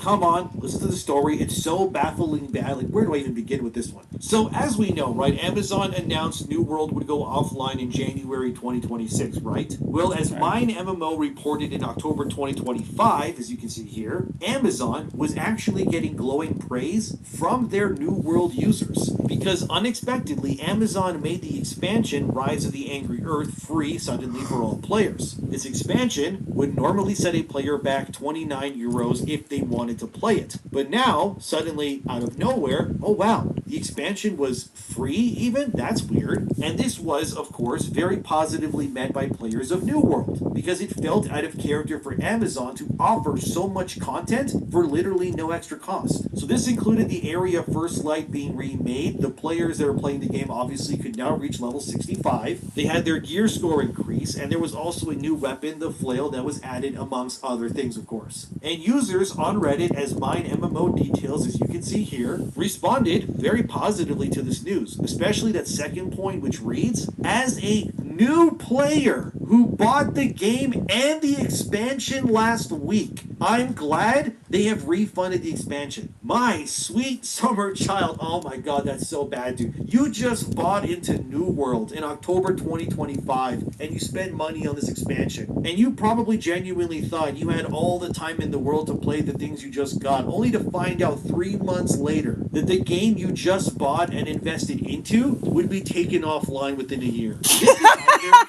2 reasons, okay? One, Oh, that Amazon sucks. did this as a last-ditch attempt to get new players to buy into New World, but honestly, I kind of doubt that. The decision to shut down a massive MMO like this, it takes months, if not a full year at least, to put this into effect, right? Lots of moving gears have to be, stopped and whatever. Anyways, and the other reason, which in my opinion is far more scummy and very much more likely, is that Amazon wanted to siphon as much money as humanly possible from their existing player base before announcing that the game was shutting down. So by giving you an expansion for free, it would make the players who are already there possibly going to spend more money as a thank you, right, in the cosmetic store, because Amazon was looking out for the little guy. But at the same time, this would entice new players to come into the game, which would also make Amazon money as well, even though they knew the game was going offline anyways. So they knew, and they did this anyways. They lured in people at the end of the road just to squeeze as much money as they could from them. Scummy doesn't even begin to describe this, but my god, dude, it's so gross to see, man. The thing is that what Stop Killing Games has issued as a solution would directly coincide with the longevity and integrity of a game like New World. Ross Scott, during his EU hearing, suggested that companies that know their games are entering an end-of-life plan, they need to ensure there is a tangible way to keep these games alive beyond the official support. Some suggestions included peer-to-peer servers, which has been done in the past for many older games already, and Amazon could also, if they wanted to still make money and not be total scumbags about it, they could just take New World and all of its content and whatnot and systems and then transform the MMO game experience into a single-player RPG that could be sold as a standalone title. A recent example of this working out very well is Crimson Desert, which was also an MMO that turned single-player game too. The point is that Amazon effectively throwing New World in the trash was a grave sin because people still play the game. And the fact that they have no plans to save the game in any form despite solutions being given by Stop Killing Games is why that movement needs to succeed. Otherwise, every game could suffer a similar fate where nobody can play it and all the work and money spent was for naught except the executive pay bonuses who make off like bandits all the time. And the integrity of game development then continues to worsen and not get better. It's just a shame and it does need to be fixed, right? Stop Killing Games' website got an upgrade as well, which I'll link in the description box below, but as seen here, the goal is simple. The initiative exists to preserve the games made by developers, protect the consumer rights of players, and offer legal action alternatives when companies like an Amazon, for example, decide to just self-destruct everything like they literally just did. Because what we just saw with Luna, that was a big warning, because it was a model that was never designed around ownership, but instead access, temporary at that. And this story is relevant because one, I don't see enough people speaking about it, which is already concerning to me, but two, if you pay for a game, you should have the right to keep that game in the future. But once you factor in cloud gaming, which Luna provides, the concept of ownership gets even foggier, because ownership means you should be able to play it whenever you want to, and when Luna and services like